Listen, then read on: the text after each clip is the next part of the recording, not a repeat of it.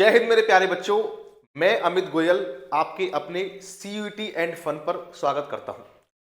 जैसा कि आपको पता है कि इंग्लिश एक इम्पोर्टेंट सब्जेक्ट है और सब्जेक्ट हम इसको वैसे कह नहीं सकते, लैंग्वेज है इंग्लिश। तो इंग्लिश हर एग्जाम में आती है, आपको पता है। एनडीए, सीडीएस, एफकेट, सीडीएस, जितने भी एग्जाम होते हैं, एसएससी, हर एग्जाम में इंग्लिश आती है।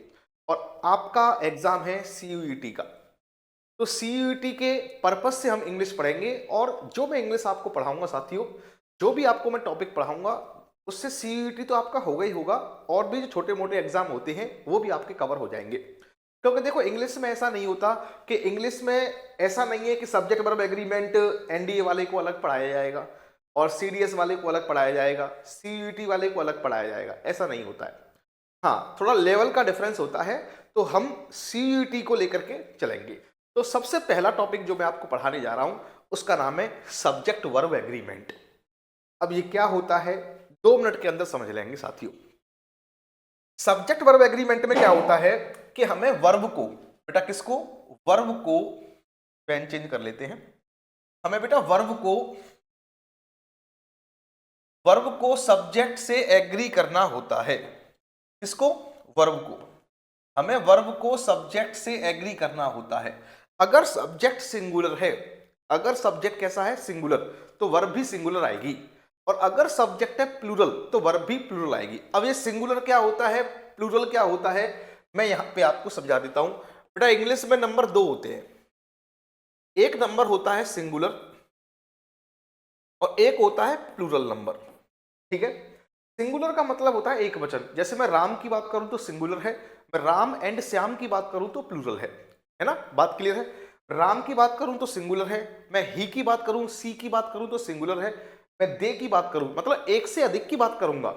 जब मैं एक से अधिक की बात करूंगा तो उसे बोलते हैं प्लूरल, हाँ या ना, और ये सिंगुलर है। तो अगर मैं आपसे करूं, मान लो कि, अब मान लो मैंने आपसे कहा ही आर, तो ये गलत हो गया। गलत क्यों हो गया, क्योंकि वर्ब को सब्जेक्ट से एग्री कराना है। सब्जेक्ट कैसा है, सिंगुलर, तुमने वर्ब कैसी लगा दी, प्लूरल, तो वर्ब भी सिंगुलर आएगी, यहां पे इज आएगा। और आर कैसी वर्ब होती है, आर होती है प्लूरल वर्ब, और इज कैसी होती है, सिंगुलर वर्ब। तो बस यही करना है पूरे टॉपिक में। सब्जेक्ट वर्ब एग्रीमेंट में करना क्या है, सब्जेक्ट सिंगुलर तो वर्ब भी सिंगुलर आएगी, सब्जेक्ट अगर प्लूरल है तो वर्ब भी प्लूरल की ही आएगी। हमें बस यही करना है पूरे टॉपिक में। अब एक बात और समझनी है यहां से आपको। जैसे मान लो मैंने कहा गो, तो इसकी सेकंड फॉर्म क्या होती है, वेंट होती है। इसे बोलते हैं फर्स्ट फॉर्म, इसे बोलते हैं सेकंड फॉर्म। इसकी थर्ड फॉर्म क्या होती है, गॉन। और इसकी जो बी4 होती है, जो इसकी बी4 होती है उसे बोलते हैं गोइंग। और साथियों इसकी जो बी5 है, इसकी जो बी5 है उसको बोलते हैं गोज। इसे बोलते हैं बी5, इसे बोलते हैं बी4। ध्यान ये रखना है, जो वर्ब की फर्स्ट फॉर्म होती है, जो वर्ब की फर्स्ट फॉर्म होती है वो होती है प्लूरल, और जो वर्ब की V5 होती है, V5, ये होती है सिंगुलर। ये आप जानते होंगे बहुत अच्छे से। नहीं जानते हैं तो मैं एग्जांपल दे देता हूं। जैसे मान लो मैंने कहा सी गोज टू आगरा, बिल्कुल बेसिक से पढ़ाऊंगा, आप टेंशन ना लें, बिल्कुल जीरो से पढ़ेंगे, है ना। सी गोज टू आगरा है, तो आपको पता है कि ये सिंगुलर है, तो देखो वर्ब भी सिंगुलर आई है। मान लो अगर मैं आपसे कह दूं दे, तो दे के बाद गो नहीं, गो आएगा ना कि गोज आएगा। अब यहां पे दे कैसा नंबर है, दे है प्लूरल, देखो वर्ब भी प्लूरल आएगी, ये आ गई, ये नहीं आ पाएगी। तो ये B1 जो होती है वर्ब की फर्स्ट फॉर्म, ये होती है प्लूरल, और जो B5 होती है ये होती है सिंगुलर। अगर नहीं जानते हैं तो लिख लोगे, जानते हैं तो नहीं लिखना है। तो बस पूरे टॉपिक में यही करना है, ध्यान रखना आपको, है ना। अब इतना तो आप जानते होंगे, इज होती है सिंगुलर, आई के साथ एम लगाते हैं, और अगर सब्जेक्ट सिंगुलर है तो हैज लगाते हैं, अगर सब्जेक्ट है प्लूरल तो हैव लगाते हैं, HAVE। अगर सब्जेक्ट सिंगुलर है तो वॉज लगाते हैं, अगर सब्जेक्ट प्लूरल है तो वर लगाते हैं। ठीक है, आ जाओ। तो अब वो कह रहा है कि अभी एंड सुमित, ये 2 लोग हैं। अगर ये 2 लोग हैं तो बताओ वर्ब कैसी आएगी, वर्ब आएगी प्लूरल, क्योंकि सब्जेक्ट कैसा है, प्लूरल है, तो वर्ब भी आएगी प्लूरल, यहां पे ये नहीं आएगा, हाँ या ना। रीना एंड मीना, यहां पे सब्जेक्ट कैसा है, प्लूरल है, और ये होता है सिंगुलर और ये होता है प्लूरल। ध्यान रखना, डू नॉट कैसी वर्ब है, प्लूरल, और डज नॉट कैसी वर्ब है, सिंगुलर। तो यहां पे सब्जेक्ट है प्लूरल, तो देखो यहां पे डू नॉट आ गया। ठीक है, और डू नॉट और डज नॉट के बाद वर्ब की फर्स्ट फॉर्म आती है, देखो वर्ब की फर्स्ट फॉर्म हो गई। उम्मीद है समझ में आ गया होगा। अगले क्वेश्चन की तरफ चलते हैं। अब देखो वो कह रहा है ब्रेड एंड बटर। अभी मैंने आपसे कहा राम एंड श्याम। जब मैंने आपसे कहा था Ram and Shyam, pen copy लेके बैठा करो बेटा, पेन कॉपी लेके बैठोगे तो उससे बहुत फायदा मिलेगा। जब आप पेन कॉपी लेके बैठते हैं तो उसको लिखते भी हैं हम, और लिखने से जब आपके नोट्स बनते हैं तो उसका मजा अलग होता है। ठीक है, तो कोशिश ये करनी है कि पेन कॉपी लेके बैठे और लिखें उस चीज को। तो अगर मैं आपसे कहूं ब्रेड राम एंड श्याम है, अगर मैं आपसे कहूं राम एंड श्याम है, तो ये प्लूरल है, यहाँ पे आर आएगा। ऐसे ही यहाँ पे ब्रेड एंड बटर है, अगर यहाँ पे ब्रेड एंड बटर है तो बच्चे यहाँ पे आर लगा देंगे, कुछ इज लगा देंगे। अच्छा, एक और क्वेश्चन हो रहा है यहाँ पे, जैसे मान लो ये वाला क्वेश्चन है, चलो मैं लिख देता हूं, इसमें है नहीं क्वेश्चन वो। जैसे मान लो मैंने लिखा bread and butter is oblique are my favourite dish, या फेवरेट ब्रेकफास्ट लिख देते हैं, ब्रेकफास्ट। बहुत अच्छे से समझना भैया, ठीक है। इज ऑब्लिक आर, आपको बताना है इज आएगा कि आर आएगा। माई फेवरेट ब्रेकफास्ट, ब्रेकफास्ट, ठीक है। अब सुने, देखो यहां पे भी ब्रेड एंड बटर है और यहां पे भी ब्रेड एंड बटर है, लेकिन यहां पे आर आएगा और यहां पे इज आएगा। अब ऐसा क्यों सर, ऐसा क्यों? हमने तो सर ये पढ़ रखा है कि ब्रेड एंड बटर आता है तो वर्ब सिंगुलर लगाते हैं, लेकिन ऐसा नहीं है भाई। अब ऐसा क्यों नहीं है, इस बात को सुनेंगे। है क्या कि अगर ब्रेड एंड बटर है, ये दोनों अलग अलग चीजें हैं। अब वो कह रहा है कि मेरा फेवरेट ब्रेकफास्ट है। अगर बेटा फेवरेट ब्रेकफास्ट है तो ऐसा तो नहीं है कि ब्रेड को मैं 9 बजे खाऊंगा सुबह और बटर को मैं 2 बजे खाऊंगा दोपहर में, ऐसा तो नहीं है। जब मेरा फेवरेट ब्रेकफास्ट है वो, तो दोनों को एक साथ खाऊंगा मैं, और जब मैं दोनों को एक साथ खाऊंगा, एक साथ खाएंगे, जब एक साथ दोनों को खाएंगे तो यहाँ पे जो है ये एक ही पेयर वर्ड माना जाएगा, इसलिए यहाँ पे जाएगा। अब वो कह रहा है कि यहाँ बेचे जाते हैं। जब हम शॉपकीपर के पास जाते हैं, दुकानदार के पास जाते हैं, तो ऐसा नहीं है कि वो आप ब्रेड पे मक्खन लगा के तुम्हें देगा। ब्रेड को अलग खरीदोगे आप और बटर को अलग खरीदोगे, और मैं दुकानदार हूं तो मैं अलग बेचूंगा, तो यहाँ पे इसलिए आ रहा है। अब आप ये कहोगे सर हमारी गली में एक दुकान है, वहां पे तो ब्रेड पे मक्खन लगा के देता है, वो अलग केस है। हम जनरल केस लेके चलते हैं। जनरल केस क्या है कि हम बाजार में जाते हैं तो ब्रेड और बटर जो है दोनों अलग अलग बेचे जाते हैं, इसलिए यहाँ पे आ रहा है। उम्मीद है कि आपके समझ में आई होगी बात जो मैं आपसे कहना चाह रहा हूँ। क्लियर साथियों? तो इसलिए यहाँ पे जाएगा, वहां पे आ आएगा। ऐसे ही 2 क्वेश्चन और है, राइस एंड करी। देखो कड़ी और चावल जब बेचे जाएंगे तो दोनों अलग अलग बेचे जाएंगे, इसलिए आ आएगा। राइस एंड करी मेरा फेवरेट डिश है, जब फेवरेट है तो दोनों को एक साथ खाऊंगा मैं, तो इसलिए जाएगा। अब वो कह रहा है राइस एंड करी एक रूटीन फूड है फॉर नॉर्थ इंडियंस के लिए।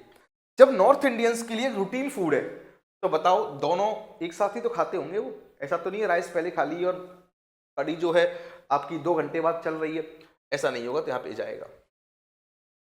बताओ कोई दिक्कत है, कोई समस्या?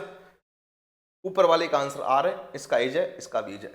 वीडियो को अगर समझ में नहीं आती है तो वीडियो को एक बार फिर से देखना, समझ में आएगा। बहुत प्यार से समझा रहा हूँ, एक एक वर्ड को समझाऊंगा, टेंशन ना लें आप। उम्मीद है समझ में आ गया होगा ये। अब देखो जैसे मान लो ड्रिंकिंग एंड ड्राइविंग है, अगर आप इन दोनों को अलग अलग मान लोगे तो आर आएगा, सही है आंसर। लेकिन भाई वो कह के आ रहा है, बात तो समझ लो। ड्रिंकिंग और ड्राइविंग, देखो मैंने कहा राम एंड श्याम, यहां पे कोई चक्कर नहीं है, दोनों अलग अलग हैं तो इसलिए आर आएगा। लेकिन यहां पे देखो ड्रिंकिंग और ड्राइविंग फैटल है। फैटल का मतलब होता है घातक, हानिकारक। अब बताओ मैंने ड्रिंकिंग कर ली 9 बजे सुबह और ड्राइविंग कर रहा हूं शाम को 4 बजे, तो कोई दिक्कत आएगी? उतर जाएगी तब तक तो। अब मुझे ये बताओ कि ड्रिंकिंग और ड्राइविंग फैटल है। फैटल है इसका मतलब है कि दोनों को मैं एक साथ कर रहा हूं। जब मैं दोनों को एक साथ कर रहा हूं ड्रिंकिंग और ड्राइविंग को, तो इसका मतलब है कि ये एक ही पेयर वर्ड को शो कर रहा है। जब ये दोनों काम एक साथ होंगे तभी ये फैटल होगा। जब ये दोनों काम एक साथ होंगे, मैं ड्रिंकिंग भी कर रहा हूं और ड्राइविंग भी कर रहा हूं, ड्रिंकिंग करके ड्राइविंग कर रहा हूं, तभी तो फैटल होगा। जब ये दोनों काम एक साथ होंगे, ब्रेड और बटर जो है मैं एक साथ खा रहा हूं तो वर्ब सिंगुलर आएगी, अलग अलग मैं बेच रहा हूं तो वर्ब आएगी प्लूरल। ये कॉम्बिनेशन है। अगर बंटवारा हो रहा है, डिवाइडेशन हो रहा है, तो वर्ब आती है प्लूरल। अगर कॉम्बिनेशन है तो वर्ब आती है सिंगुलर। ये बात ध्यान रखनी है भाई। तो अब बताओ यहाँ पे ड्रिंकिंग और ड्राइविंग है फैटल है, घातक है, हानिकारक है, इंजूरियस है, हार्मफुल है। तो हार्मफुल कब होगा? जब दोनों काम एक साथ होंगे। इसलिए साथियों यहाँ पे ए जाएगा। ये आंसर क्या होगा? B. B for Bombay, A for Agra, C for Chennai, D for Delhi. Clear है? और भाई कमेंट बॉक्स में बता के जाना क्लास कैसी लगी। ठीक है, ऐसी ही क्लास और लाते रहेंगे आपके लिए, इसलिए कमेंट बॉक्स एकदम दिल से कमेंट बॉक्स में पूरा प्यार देके जाना भाई। अगर कमेंट बॉक्स में पूरा प्यार देके जाओगे तो आपके लिए और भी वीडियोस आती रहेंगी। आगे आ जाओ। Slow and study. देखो इंग्लिश की एक कहावत है, तो धीरे धीरे और लगातार चलता है जीत उसकी होती है। ऐसा नहीं है कि आप धीरे धीरे चल रहे हो, धीरे धीरे और लगातार चलना पड़ेगा। ये नहीं है कि धीरे धीरे चल रहे हो, 1 महीने चले फिर 2 महीने बंद हो गए। मतलब डेली पढ़ाई करें, चाहे 4 से 5 घंटे पढ़े, लेकिन डेली पढ़े। होता क्या है कि हम स्टार्टिंग में जोश दिखाते हैं और महीने 2 महीने खूब पढ़ते हैं, फिर पेपर आता है तो हम पढ़ाई छोड़ देते हैं 2 महीने पहले। ऐसा नहीं करना है। रेगुलरिटी, पेशेंस के साथ, परसिवरेंस के साथ तब जाके सफलता मिलती है। तो साथियों यहाँ पे स्लो एंड स्टडी कह रहा है धीरे धीरे और लगातार, जब दोनों काम एक साथ होंगे तभी जीत मिलेगी, तभी रेस को जीत पाओगे। तो यहाँ पे विन नहीं आएगा, विंस आएगा। और ये कहावत भी है इंग्लिश में, slow and study wins the race. Exam का क्वेश्चन है, एक बार डिफेंस में आया था, सीडीएस में, आपके पेपर में भी आ सकता है। अगला क्वेश्चन है the sum and substance of the passage. Passage का सारांश। साथियों इसका मतलब एक ही है, पूरा एक ही वर्ड है ये। इसका मतलब होता है समरी, हिंदी में बोलते हैं सारांश, समरी या सारांश। पैसेज की समरी। अब बताओ कोई पैसेज है, कोई अनसीन पैसेज है, आपने पढ़े होंगे 11th-12th में पैसेज, अनसीन पैसेज। अगर कोई भी पैसेज है तो आप बताओ उसका सारांश, उसकी समरी एक होती है कि 2 होती है? एक होती है। The sum and substance, summary एक होगी, इसलिए वर्ब भी सिंगुलर आएगी। अब देखो अगर इन दोनों को तुम अलग अलग देखोगे, लाइम नींबू सोडा, लाइम एंड सोडा, तो यहाँ पे आर आना चाहिए, लेकिन आंसर क्या होगा? इज होगा। अब क्यों होगा इस बात को समझें, क्योंकि यहाँ पे कह रहा है अ डाइजेस्टिव ड्रिंक है। तो साथियों डाइजेस्टिव ड्रिंक कब होगा? जब दोनों एक साथ होंगे। लाइम एंड सोडा को मैं एक साथ पीऊंगा, नींबू पानी को एक साथ पीऊंगा, तभी तो डाइजेस्टिव ड्रिंक है। वो ड्रिंक की बात कर रहा है, एक ड्रिंक की बात कर रहा है। तो यहाँ पे क्या होगा? आंसर इज हो जाएगा। बताओ कोई दिक्कत है भाई? कोई दिक्कत तो नहीं है। मतलब मैं ये कहना चाह रहा हूं कि अगर एंड लगा हुआ है, अगर वो कॉम्बिनेशन को दिखा रहा है तो वर्ब आएगी सिंगुलर, अगर वो डिवाइडेशन को दिखा रहा है, अलग अलग चीजें हो रही हैं, तो आएगी वर्ब प्लूरल। अगर मैं आपसे ये कहूं lime and soda is oblique are 2 different things, तो फिर आर आएगा। मैं आपसे कहूं bread and butter is oblique are 2 different things, तो आर आएगा। अगर ये अलग अलग हो जाती हैं चीजें तो वर्ब आती है प्लूरल, और अगर ये कॉम्बिनेशन को दिखाती हैं तो वर्ब आती है सिंगुलर। लेकिन ऐसे याद कर लेना कि ब्रेड एंड बटर के बाद वर्ब सिंगुलर आती है, ऐसा नहीं करना है साथियों, ये बात ध्यान रखनी है। ठीक है, उम्मीद है समझ में आ रहा होगा। आगे की तरफ चलते हैं हम। अगला क्या है? ये कॉन्सेप्ट समझ में आ गया। अगर बीच में एंड है तो ये मत सोचना कि वर्ब हमेशा सिंगुलर आएगी, ये कभी नहीं सोचना है कि वर्ब हमेशा सिंगुलर की आएगी। ठीक है, प्लूरल भी आ सकती है। अगला कॉन्सेप्ट क्या है? सब्जेक्ट वर्ब एग्रीमेंट के अंदर। सब्जेक्ट वर्ब एग्रीमेंट के अंदर एक और कॉन्सेप्ट क्या है? एक और बात ध्यान रखनी है, सीयूईटी में जितना आता है उतना मैं आपको पढ़ा रहा हूं, इससे बाहर क्वेश्चन नहीं आते, टेंशन ना लें, बिल्कुल आराम से पढ़ेंगे, तसल्ली से पढ़ेंगे, पेन कॉपी लेके बैठना तो बहुत फायदा मिलेगा आपको। The teacher and the manager. ध्यान रखना है, अगर 2 पोस्ट है, ये भी पोस्ट का नाम है, ये भी पोस्ट का नाम है, अगर दोनों पोस्ट से पहले दा लगा हुआ है, समझेंगे मेरी बात? जैसे मान लो द टीचर है एंड द मैनेजर है, अगर दोनों पोस्ट के नाम से पहले दा लगा हुआ है तो वर्ब आती है प्लूरल। क्यों? ऐसा क्यों है? क्योंकि अगर दोनों से पहले आर्टिकल है, दा का मतलब आर्टिकल। आर्टिकल देखो बता देता हूं मैं आपको, आर्टिकल कौन कौन से होते हैं? ए, एन और द, ये तीनों आर्टिकल होते हैं। ये होते हैं दोनों इनडेफिनिट आर्टिकल, और ये कौन सा होता है? Definite article. द कौन सा होता है? Definite article. और ए और एन कौन से होते हैं? Indefinite article. इसको हम पढ़ेंगे बाद में। तो अब मैं आपसे ये कहना चाह रहा हूं कि अगर कोई भी आर्टिकल, देखो ये आर्टिकल है, ये भी आर्टिकल है ना, अगर दोनों पोस्ट से पहले आर्टिकल लगा हुआ है या फिर पजेसिव एडजेक्टिव लगा हो, जैसे मैंने कहा my teacher and my manager, ऐसे भी हो सकता है। पजेसिव एडजेक्टिव क्या होता है? जैसे आई का माई, यू का योर, मैं लिखा दूंगा आपको किसी दिन, ये वाली कह रहा हूं मैं।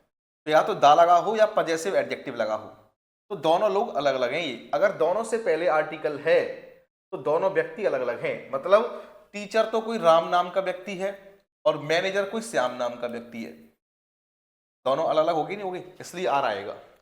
अगर मैंने आपसे कह दिया था मजिस्ट्रेट एंड कलेक्टर, या मैं आपसे कह दूं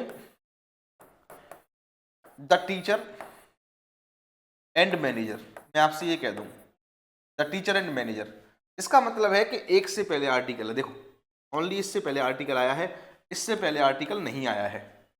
जब एक से पहले आर्टिकल है तो इसका मतलब है कि वही टीचर है और वही मैनेजर है। जैसे मान लो रोहन नाम का कोई व्यक्ति है और वही टीचर है और वही कौन है, मैनेजर है। ऐसा भी हो सकता है, आपने देखा होगा हमारे स्कूल में इंग्लिश का टीचर वही है, वही स्कूल का मालिक है। आपने देखा होगा कि वही साइंस पढ़ाते हैं, वही कोचिंग के मालिक हैं। आपने देखा होगा वही मैथ पढ़ाते हैं, वही अपना स्कूल चलाते हैं। आपने ऐसा भी देखा होगा वो मैथ भी पढ़ाते हैं और प्रिंसिपल भी हैं हमारे। ऐसा हो सकता है, क्या पता दोनों अलग अलग हों, क्या पता दोनों एक ही हों। ये पता कैसे करते हैं, ऐसे पता करते हैं, अगर एक से पहले आर्टिकल है इसका मतलब है कि मजिस्ट्रेट और कलेक्टर एक ही व्यक्ति है। अगर एक से पहले आर्टिकल है इसका मतलब है कि मजिस्ट्रेट और कलेक्टर एक ही व्यक्ति है, एक ही है तो वोज लगा दो, ये दोनों अलग अलग नहीं है, एक ही है।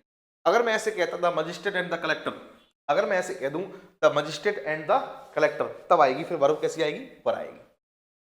आगे चलते हैं, हिज मदर एंड गार्जियन। अगर एक से पहले पजेसिव एडजेक्टिव है, इसको बोलते हैं पजेसिव एडजेक्टिव। अगर एक से पहले है, दोनों से पहले तो नहीं है, इसका मतलब है उसकी मां और गार्जियन एक ही है। ऐसा हो सकता है कि मेरी मां है वो और मेरी गार्जियन भी है वो, ऐसा हो सकता है। और ऐसा भी हो सकता है कि वो मेरी मां अलग है और गार्जियन अलग है, ऐसा भी हो सकता है। लेकिन यहाँ पे वो एक ही कह रहा है, उसकी मां और गार्जियन एक ही है, एक ही है तो हैज लगा दो। लेकिन अगर मैं ऐसे कहूं उसकी मां और उसकी गार्जियन, अब दोनों से पहले अलग अलग लगा हुआ है। देखो इससे पहले अलग लगा है, इससे पहले अलग लगा है। जब दोनों से अलग अलग लगा हुआ है तो इसका मतलब यहाँ पे हैव आएगा। इसका मतलब है कि दोनों लोग अलग अलग हैं और ऐसा हो सकता है। The writer and economist, the writer and economist. Video को पॉज कर लिया करो और आंसर देने की कोशिश किया करो। इन दोनों क्वेश्चनों के आंसर आपको खुद करने हैं। करने कैसे हैं, वीडियो को पॉज करो और आंसर दो। The writer and economist has oblique have won a first prize. देखेंगे आपने आंसर किया होगा, बहुत अच्छी बात है। राइटर से पहले आर्टिकल है बस, इसका मतलब है कि राइटर और इकोनॉमिस्ट एक ही है, और ऐसा हो सकता है एक ही हो, इसलिए है जाएगा। The director and the philosopher, यहाँ पे दोनों से पहले अलग अलग है। जब दोनों से पहले अलग अलग है इसका मतलब है कि डायरेक्टर अलग है और फिलोसोफर अलग है। जब दोनों अलग अलग हैं तो यहाँ पे साथियों हैव आएगा। बताओ कोई दिक्कत है? जिनका आंसर सही किया है, जिन्होंने आंसर सही किया है वो अपनी पीठ को एक बार, अपने छाती को एक बार ऐसे कर लो, है ना, शाबाशी, मतलब शाबाशी दे लो भाई एक बार। भाई उम्मीद है कि समझ में आ रहा होगा जो मैं आपको बताने जा रहा हूँ, चीजों को समझ में आनी चाहिए, है ना। आगे आ जाओ। अब ब्लैक एंड व्हाइट काउ। अब देखो एक से पहले आर्टिकल है, ओनली ब्लैक से पहले आर्टिकल है, इससे पहले आर्टिकल नहीं है। इसका मतलब है कि एक काली और सफेद गाय। ऐसा हो सकता है कि वही गाय सफेद हो, वही गाय काली हो। तुमने देखी होगी, तुमने देखा होगा कि वही काली है वही सफेद है, ऐसा हो सकता है। तो यहाँ पे वो इज आएगा, यहाँ पे क्या आएगा, इज आएगा। एक काली और एक सफेद गाय। और ऐसा भी हो सकता है, मान लो ऐसा, मैंने मान लो ऐसे कह दिया, अ black and a white cow. अब आ आएगा क्योंकि एक काली और एक सफेद दोनों अलग अलग हैं, तो फिर आ आएगा। अब वो कह रहा है a great poet and dramatist. वही ग्रेट पोइट है और वही ड्रामाटिस्ट है। अब बताओ क्या आएगा, इज आएगा। बताओ भाई, समझ में आ रहा है? कोई दिक्कत है, कोई समस्या तो बताओ फटाफट से भैया। आ गया भाई, यहां तक कोई दिक्कत तो नहीं है भाई लोगों? यहां तक बताओ, यहां तक कोई दिक्कत तो नहीं है? अच्छा, कुछ बच्चों के दिमाग में आ रहा होगा सर हैज क्यों नहीं लगाया आपने आंसर। चलो ये तो नहीं आएगा क्योंकि ये दोनों प्लूरल हैं और ये सिंगुलर है। सर हैज क्यों नहीं आएगा? बेटा हैज के बाद वर्ब की थर्ड फॉर्म आती है, ये तो एडजेक्टिव है। ये क्या है, डेड एडजेक्टिव है। हैज और हैव के बाद एडजेक्टिव नहीं आता, थर्ड फॉर्म आ सकती है। अगर यहाँ पे डाइड होता, डाइड, अगर यहाँ पे डाइड होता तो हैज लगा देता।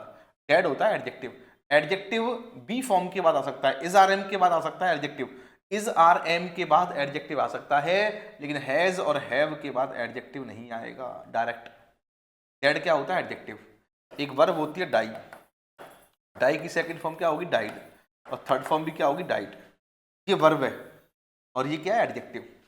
हैज और हैव के बाद डायरेक्ट एडजेक्टिव नहीं आता। बताओ भाई, कोई समस्या? चले आगे, आगे चलते हैं।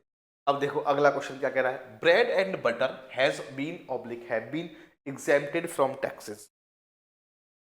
ठीक है, देखो फालतू बातें नहीं करेंगे क्लास में, क्योंकि फालतू बात करने से क्या होता है, बच्चे का टाइम वेस्ट होता है। सीधी बात, नो बकवास, सीधी बात कर रहे हैं हम, बस क्वेश्चन कर रहे हैं और मैं आपको समझा रहा हूँ। ठीक है ना, ठीक है, और यही चाहिए कि आपका भी टाइम वेस्ट ना हो, कोई फायदा नहीं है उस चीज का। Bread and butter has been oblique have been exempted from taxes. अब क्या करें इसमें सर, अब क्या आएगा सर इसमें, सोचें, वीडियो को पॉज करें और आंसर करने की कोशिश करेंगे साथियों।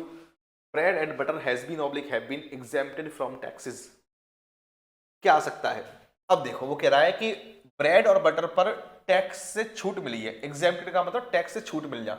अब बताओ टैक्स दोनों पे अलग अलग लगेगा कि ब्रेड पे मक्खन लगा के टैक्स लगेगा? अरे भैया दोनों पे अलग अलग टैक्स लगेगा ना, तो दोनों पे अलग अलग टैक्स लगेगा, तो साथियों आंसर क्या हो जाएगा, हैव बीन। अब सुने, मैंने अभी आपसे कहा था कि अगर एक से पहले आर्टिकल है, अगर एक से पहले आर्टिकल है तो इसका मतलब है कि वही व्यक्ति है, इसका मतलब है कि यंग और ओल्ड एक ही है। क्या ऐसा हो सकता है? यंग और ओल्ड एक हो सकता है? नहीं हो सकता। अब बच्चे पता क्या करेंगे, यहाँ वॉज लगा देंगे, यहाँ वॉज नहीं आएगा। अब अगर तुमने यहाँ पे वॉज लगा दिया, इसका मतलब है कि जवान और बूढ़ा एक ही है। अरे जवान और बूढ़ा एक कैसे हो जाएगा, दोनों को अलग अलग करना पड़ेगा। अब दोनों अलग अलग कैसे होंगे, यहाँ पे आर्टिकल लगाना पड़ेगा एन। कभी कभार ऐसा चकमा भी पेपर में देखने को मिल जाता है, ऐसा क्वेश्चन भी देखने को मिल जाएगा कभी कभार। ये आर्टिकल का क्वेश्चन हो गया। बच्चे क्या करते हैं, रूल याद कर लेते हैं। वो क्या करेंगे पता है, वो ऐसे करेंगे कि एक से पहले आर्टिकल है, ओनली एक से पहले आर्टिकल है तो लगा दो वॉज। नहीं भाई, ये भी तो देखना पड़ेगा, जवान और बूढ़ा एक हो जाएगा क्या? भाई प्रिंसिपल और मैनेजर एक हो सकता है, अलग अलग भी हो सकते हैं। टीचर और डायरेक्टर एक हो सकता है और एक भी हो सकता है, अलग अलग भी हो सकते हैं। लेकिन क्या बूढ़ा और जवान एक हो जाएगा? नहीं हो पाएगा, दोनों को अलग अलग करना पड़ेगा। दोनों अलग अलग कैसे होंगे, दोनों से पहले आर्टिकल लगाना पड़ेगा। बताया था मैंने आपको, दोनों से पहले आर्टिकल होगा तो इसका मतलब दोनों अलग अलग हैं। एक से पहले आर्टिकल होगा तो मतलब एक ही है। अब यहाँ पे एन लगाना पड़ेगा। सर एन क्यों लगाया? तो बेटा ओ की साउंड है, सुनेंगे, अ से लेकर के अंग्य तक की साउंड आती है, अ से लेकर के अंग्य तक की साउंड आती है तो एन लगाते हैं, और क से लेकर के और ज्ञा तक की साउंड आती है तो ए लगाते हैं। सर कैसे, समझ में नहीं आया? मैंने कहा ऑरेंज, कैसे लिखोगे ऑरेंज? ऐसे लिखोगे ना ऑरेंज। साउंड कहाँ है, यहाँ है कि यहाँ है? यहाँ है, एन आएगा, ऐसी ओल्ड एन आएगा। मैंने आपसे कहा होटल, HOTEL होटल, क्या पढ़ेंगे इसे, होटल, तो ए आएगा। अब बताओ, मैंने कहा आपसे यूनिक, UNIQUE यूनिक, अब क्या आएगा, ए आएगा, क्योंकि इसे पढ़ेंगे यूनिक, यू, तो यह कहाँ पे आता है, यह यहाँ पे आता है। मैंने आपसे कहा मान लो ऑनेस्ट, ऑनेस्ट बॉय, अब बताओ ओ, इसे पढ़ते हैं ऑनेस्ट ओ, और इसे पढ़ते हैं हो, ये है और ये ओ है, अब क्या आएगा, एन आएगा। साउंड पे डिपेंड करता है आर्टिकल।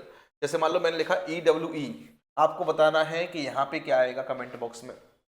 यहाँ पे EWE से पहले क्या आएगा, EWE से पहले आर्टिकल कौन सा आएगा, ये आपको कमेंट बॉक्स में बताना है, ध्यान रखना भैया। ठीक है, ठीक है, और कमेंट बॉक्स में बता के जाना भाई क्लास कैसी लगी। ठीक है, अब सुनेंगे a young and old man, a young and old man, तो एन आ गया, आंसर होगा ए, यहाँ पे वर आएगा, कोई दिक्कत है नहीं। आगे चले, लिखते रहना भाई, ठीक है। The hare and the tortoise, अब देखो दोनों से पहले आर्टिकल है, जब दोनों से पहले आर्टिकल है, इससे पहले भी आर्टिकल है, इससे पहले भी आर्टिकल है, अब बच्चे क्या करेंगे, यहाँ पे लगा देंगे हैव, और हैव ही आंसर होगा।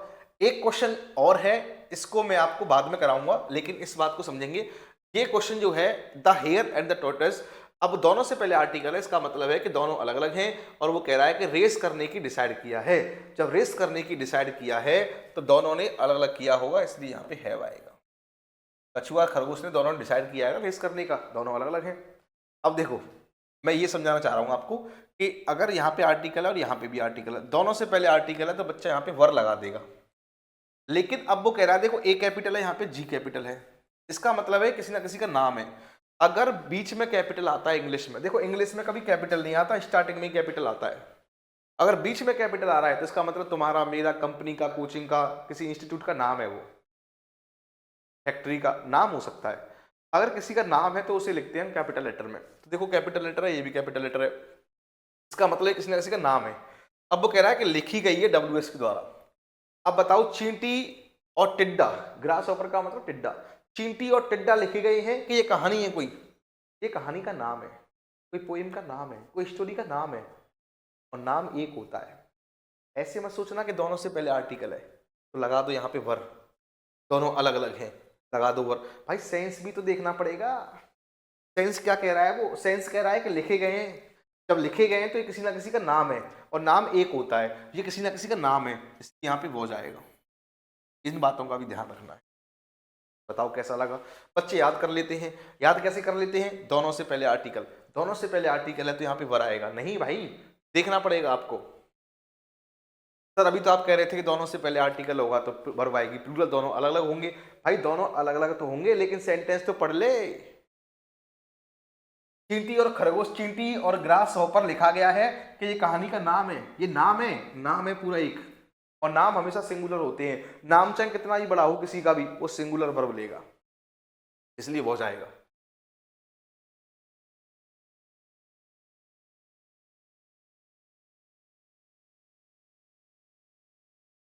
चलो आगे आते हैं ईच एंड एवरी पर।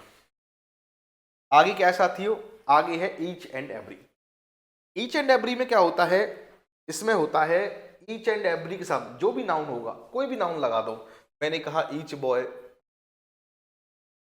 मैंने कहा ईच गर्ल, तो पहली बात तो यह है कि दोनों सिंगुलर में आते हैं, ये भी सिंगुलर में आएगा, ये भी सिंगुलर में आएगा। ईच और एवरी के साथ जो नाउन आएगा वो हमेशा सिंगुलर में आएगा। कैसे आएगा? सिंगुलर में आएगा। ईच और एवरी के साथ जो भी नाउन आएगा वो सिंगुलर में आएगा हमेशा, और वर्ब भी सिंगुलर की आएगी फिर, क्योंकि जब नाउन सिंगुलर है तो वर्ब भी सिंगुलर आएगी। ये बात ध्यान रखनी है हमेशा। एक और बात सुने, जब हम ईच और एवरी की बात कर रहे होते हैं तो एक एक करके बात कर रहे होते हैं, एक एक करके। तो मैं आपसे कहूं, मान लो each boy and each girl, अगर मैं आपसे कहूं each boy and each girl, तो भी वर्ब सिंगुलर की आएगी। क्यों आएगी सर सिंगुलर की वर्ब? इसलिए आएगी वर्ब सिंगुलर की क्योंकि एक एक करके बात कर रहे होते हैं। आप ये मत सोचना each boy and each girl दो हो गए तो आर लगा दो, तब भी वर्ब सिंगुलर आएगी। 100 बातों की एक बात, ईच और एवरी के साथ वर्ब हमेशा सिंगुलर आती है। ये मैंने आपको बता दिया क्यों आती है। अब सुने, ईच एवरी मैन सही है, सिंगुलर आएगा। वुमेन सही है, ये भी सिंगुलर है। चाइल्ड भी सिंगुलर है, वर्ब भी सिंगुलर है। आंसर होगा नो एरर। आप क्या समझोगे सर आदमी है, औरत है, बच्चे हैं तो आर लगा दो? नहीं नहीं नहीं, एक एक करके बात हो रही होती है। जब एवरी और ईच के साथ नाउन लगाते हैं तो हमेशा वहां पे एक एक करके बात हो रही होती है। इसका मतलब है कि हर एक आदमी, हर एक औरत और हर एक बच्चा अलग अलग है, ये जाएगा। आपको याद क्या रखना है? आपको याद रखना है कि ईच और एवरी के साथ वर्ब हमेशा सिंगुलर की आती है, ये आपको याद रखना है। बताओ कैसा लगा? अब सुने, ईच एंड एवरी पर्सन, देखो पर्सन आ गया, पर्सन नहीं हो पाएगा, ये गलत हो जाएगा, ऐसे नहीं कर सकते हम। पर्सन आएगा लेकिन वर्ब कैसी आएगी? सिंगुलर।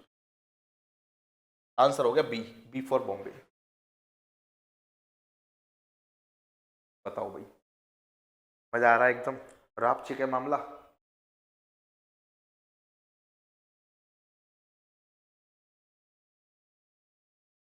आगे चलें, आगे आ जाओ। इस क्वेश्चन का आंसर आप करोगे, वीडियो को पॉज करेंगे साथियों और आंसर करने की कोशिश करेंगे। एक बार वीडियो को पॉज करेंगे और आंसर करेंगे। अब सुनेंगे, देखो नाउन कैसा आएगा? सिंगुलर, नाउन सिंगुलर ही है। नाउन कैसा आएगा? सिंगुलर, सिंगुलर ही है। वर्ब भी सिंगुलर आएगी, हैज आएगा, हैव नहीं आ पाएगा। कैन और मस्ट क्यों नहीं आएगा? क्योंकि बेटा कैन और मस्ट होती है modals. Can, could, may, might, shall, should, will, would, must, ये होती है मॉडल्स। क्या होती है? मॉडल्स होती है, मॉडल्स। और साथियों मॉडल्स के बाद वर्ब की फर्स्ट फॉर्म आती है, यहाँ पे कोई वर्ब की फर्स्ट फॉर्म नहीं है। अगर यहाँ पे ऐसे होता कैन गो तो लगाते हम कैन, लेकिन ऐसा नहीं है। इनके बाद वर्ब की फर्स्ट फॉर्म आती है, लेकिन वर्ब की फर्स्ट फॉर्म कोई है ही नहीं, यहाँ पे है जाएगा। दोबारा देखें, एवरी लीव्स, देखो गलत हो गया कि नहीं हो गया, क्योंकि एवरी के साथ नाउन कैसा आएगा, सिंगुलर आएगा, सिंगुलर, और ये लीव्स कैसा है, प्लूरल है, इसलिए आंसर होगा ए। और देखो वर्ब भी सिंगुलर है, ऐसे आई एस किस में लगाते हैं, जब वर्ब होती है सिंगुलर। क्लियर है? एवरी के साथ नाउन कैसा आएगा, सिंगुलर। ईच के साथ नाउन कैसा आएगा, singular.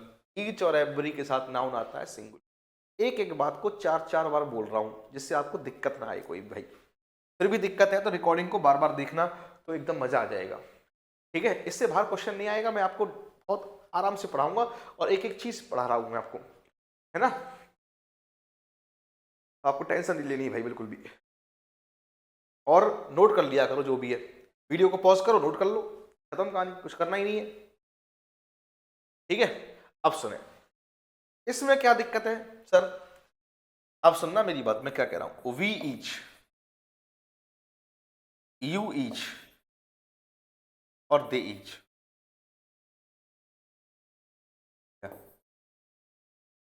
They each, we each का मतलब है वी ऑल,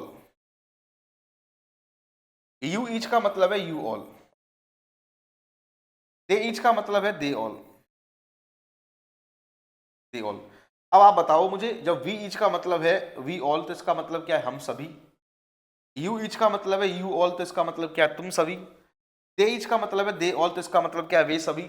आप बताओ, जब हम सभी हैं, वे सभी हैं, तुम सभी हैं, तो सभी का मतलब तो प्लूरल हो गया। तो ध्यान रखना, अगर ईच ऐसे आता है, we each, you each, they each, तो वर्ब आती है प्लूरल, दे ईच तो आ रहा है। इसका ध्यान रखना, क्योंकि इसका सेंस अलग है।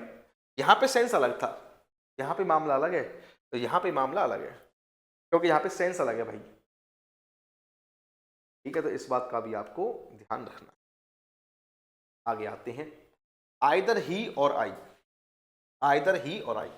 साथियों अपनी अपनी कॉपी में लिखेंगे फटाफट से, EITHR। आइदर के बाद और आता है, और नाइदर के बाद क्या आता है साथियों, नॉर आता है। ये तो जानते होंगे आप इतना तो। आइदर के बाद और आता है, नाइदर के बाद नॉर आता है, इतना जानते होंगे। नाइदर और नॉर दोनों नेगेटिव है, दोनों नेगेटिव वर्ड है ये। और आइदर और दोनों पॉजिटिव वर्ड है। दोनों कैसे वर्ड है, पॉजिटिव।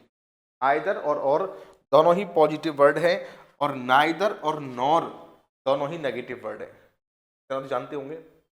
अब एक बात ध्यान रखनी है, अगर दोनों पॉजिटिव पॉजिटिव हैं, देखो ये पॉजिटिव और ये भी पॉजिटिव, ये पॉजिटिव और ये भी पॉजिटिव, ये पॉजिटिव। अब देखो इसमें अलग बताऊंगा मैं, आइदर के बाद और आता है, नाइदर के बाद नॉर आता है, ये भी पॉजिटिव है, ये भी पॉजिटिव है। सर कैसे, समझ में नहीं आया। मैंने कहा 5 + 6 कितने हो गए भाई, तुम कहोगे 11 हो गए सर। देखो 6 से पहले पॉजिटिव मार्क है, प्लस का मार्क है, इससे पहले कुछ नहीं है तो पॉजिटिव मान लेंगे, दोनों पॉजिटिव पॉजिटिव है ना। ऐसे ही मान लो मैंने कहा राम और आई, या तो राम, तुमने कहा सर शादी में आना है, हमारी में, हमारे भाई की शादी है, शादी में आना है। मैं आपसे कहूंगा देखो भाई ऐसा है, या तो मेरा भाई आएगा या मैं आऊँगा। अगर उसके पास टाइम होगा तो वो आ जाएगा, मेरे पास टाइम होगा तो मैं आ जाऊँगा, लेकिन दोनों नहीं आ पाएंगे। या तो भाई आएगा या मैं आऊँगा, है ना। मैंने कहा कि या तो राम आएगा या मैं आऊँगा, राम या मैं। अब इसमें कंफ्यूजन है कि अगर इसके हिसाब से यहाँ पे बताओ इज आएगा, क्या आएगा, क्या एम आएगा। मान लो अगर मैंने आपसे कहा राम और आई, या तो राम या मैं, अब इज आएगा कि आर आएगा कि एम आएगा।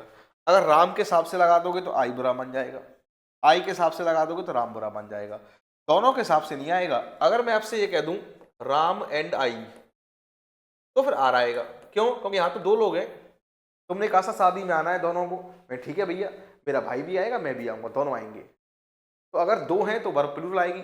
वर्ब कैसी आएगी? प्लूरल की आएगी, उसमें कोई टेंशन है नहीं। टेंशन है इसमें या तो राम या मैं, इसमें कंफ्यूजन है, कोई दोनों में से एक आएगा। तो ऐसे सेंटेंसों में क्या करते हैं, ये भी पॉजिटिव है ये भी पॉजिटिव है, अगर ये भी नेगेटिव है ये भी नेगेटिव है, तो करते क्या है, वर्ब आती है पास वाले के साथ, जो पास में होगा उसके हिसाब से वर्ब लगाते हैं। अब देखो वो कह रहा है या तो वह या मैं तैयार हैं जाने के लिए, तो जाएगा तो इन दोनों में से कोई एक, या तो वो जाएगा या मैं जाऊंगा, तो वर्ब आएगी पास वाले के हिसाब से, आई के हिसाब से। उम्मीद है समझ में आ गया होगा। या तो तुम या वह, ये भी पॉजिटिव ये भी पॉजिटिव है ना। या तो तुम हो या वो इस काम को किया है, डन दिस, इसको किया है, या तो तुमने किया है या उसने किया है। लेकिन किया किसने है ये पता नहीं है हमें, तो पास वाले के हिसाब से, पास में कौन है, सी, लगा दो हैज। एक हेडपंप, एक नल यहाँ पे लगा हुआ है और एक लगा हुआ है 1 किलोमीटर पे, पानी कहाँ से पियोगे, पास वाले से। अब ये मत कहना सर मीठा कहाँ पे है, वहां मीठा है कि यहाँ है, ये मत करना, ठीक है भाई। अब देखो यहाँ पे क्या लोचा है, इस सेंटेंस में एक लोचा है। लोचा क्या है कि बेटा आइदर के बाद तो नॉर आता ही नहीं है, तो यहाँ पे और लगाना पड़ेगा। क्या हो गया, यहाँ पे तो आइदर के बाद नॉर नहीं आता, और लगाना पड़ेगा, इसलिए बी आंसर हो जाएगा। बताओ भाई कोई दिक्कत समस्या। अब कुछ बच्चे कह रहे होंगे सर यहाँ पे नॉर है तो यहाँ पे नाइदर कर दो। नहीं, अगर दो तरीके हैं सही करने के, या तो यहाँ पे नाइदर कर दूं, सॉरी, या तो यहाँ पे नाइदर कर दूं या यहाँ पे और कर दूं, तो बाद वाले को सही करते हैं, बाद वाले को सही करते हैं। और देखो यहाँ पे फ्रेंड्स के हिसाब से यहाँ पे भरा आ गया, राहुल के हिसाब से नहीं आएगा। अगर दोनों पॉजिटिव पॉजिटिव हैं तो पास वाले के हिसाब से वर्ब लगाते हैं, पास वाले के हिसाब से वर्ब लगाते हैं। उम्मीद है क्लियरिटी होगी एकदम बढ़िया। आगे की तरफ चलते हैं साथियों। अब देखो यहाँ पे क्वेश्चन मार्क आएगा, टाइपिंग की थोड़ी दिक्कत है, क्वेश्चन मार्क आएगा। अब आपको बताना है कि इज आएगा कि आर आएगा कि एम आएगा। 3 ऑप्शन है आपके पास, आपको बताना है कि इज आएगा कि आर आएगा कि एम आएगा, हाँ या ना। अब मैं आपसे ये कहना चाह रहा हूं कि अगर आप मुझे ये बताओगे कि यहाँ पे इज आएगा कि आर आएगा कि एम आएगा, तो यहाँ पे अब बताओ आइदर राम है और आई है, आइदर राम और आई, आइदर राम और आई। अब मुझे ये बता दो कि यहाँ पे पास में कौन है। अब बच्चे क्या करेंगे, यहाँ पे आई के हिसाब से एम लगा देंगे, लेकिन एम नहीं आएगा। यहाँ पे आपको देखना पड़ेगा इन तीनों के पास कौन है, इन तीनों के पास है राम, तो राम के हिसाब से इज आएगा। क्वेश्चन मार्क है, इंट्रोगेटिव सेंटेंस है।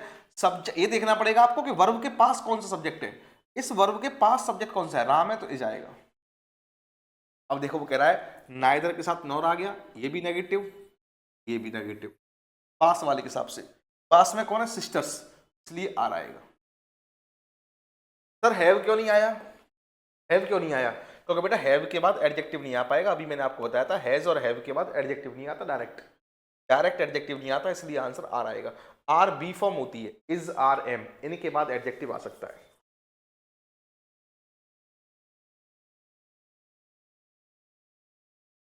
बताओ भाई कोई दिक्कत। अगर बेटा दोनों नेगेटिव नेगेटिव हैं या दोनों पॉजिटिव पॉजिटिव हैं तो वर्ब पास वाले के हिसाब से लगाते हैं, वर्ब नियरेस्ट के अकॉर्डिंग लगाते हैं। यहाँ पे आइदर राम और आई है तो पास में राम है तो यहाँ पे इज आएगा, यहाँ पे पास में सिस्टर्स है तो आर आएगा, यहाँ पे पास में राम है तो इज आएगा। ठीक है, उम्मीद है समझ में आ रहा होगा भाई।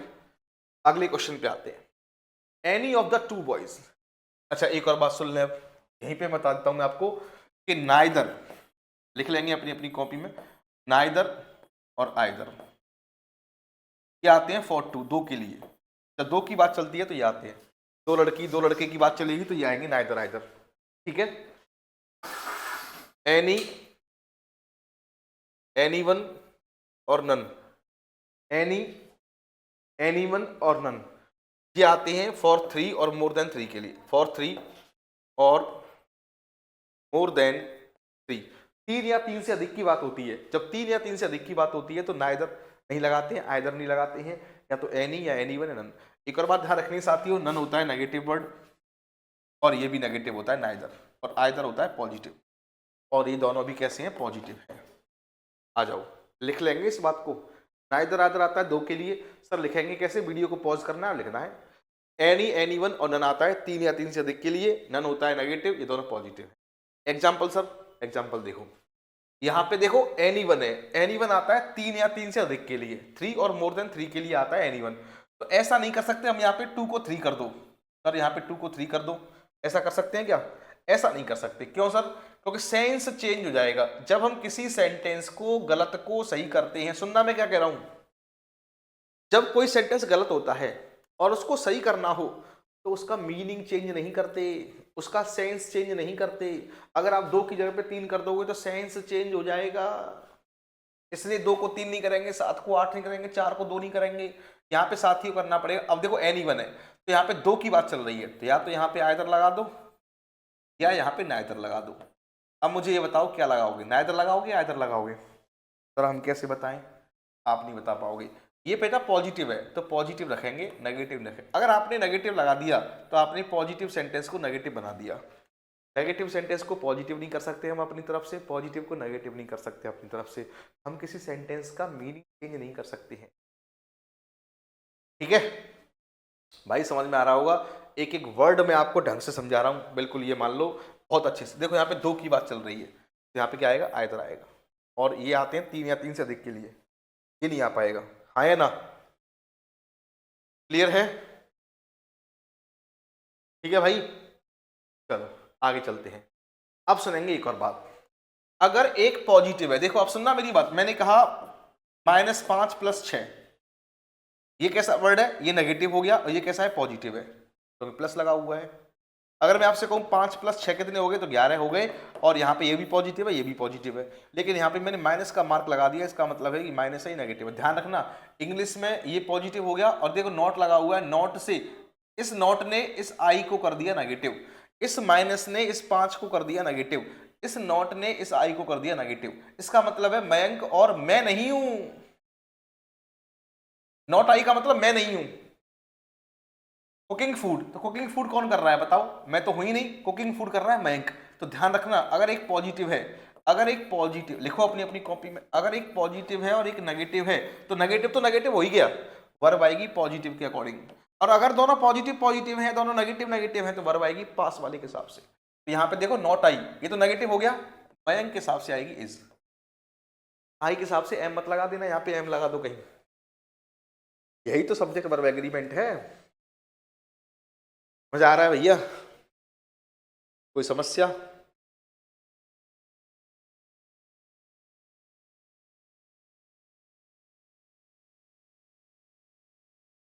यहां तक कोई दिक्कत होनी नहीं चाहिए भाई किसी को भी।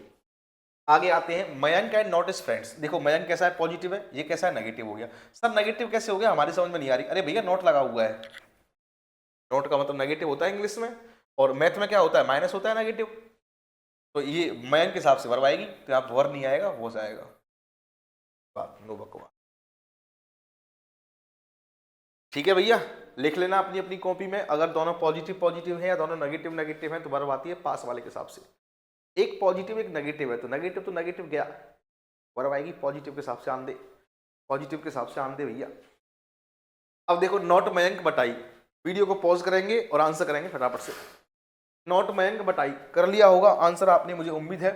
अब बताओ, ये नेगेटिव हो गया और ये कैसा है, पॉजिटिव है। सर ये नेगेटिव कैसे हो गया, नॉट लगा हुआ है, ये पॉजिटिव हो गया, आई के हिसाब से लगा दो एम, खत्म, आंसर हो गया एम। अब देखो नॉट ओनली, नॉट ओनली के बाद आता है बट ऑल्सो, ये मैं आपको पढ़ाऊंगा कंजक्शन में। नॉट ओनली के बाद क्या आता है, बट ऑल्सो, लेकिन नॉट ओनली नेगेटिव हो गया तो ये भी नेगेटिव हो गया, बट ऑल्सो पॉजिटिव है तो ये भी पॉजिटिव हो गया। वर्ब किसके अकॉर्डिंग आएगी, नॉट ओनली नेगेटिव या पॉजिटिव, पॉजिटिव क्या आएगी, आर लगा दो, क्योंकि मॉन्यूमेंट्स कैसा है, प्लूरल है, इसलिए आर आएगा। आंसर क्या हो जाएगा, सी, सी फॉर चेन्नई। बताओ भाई,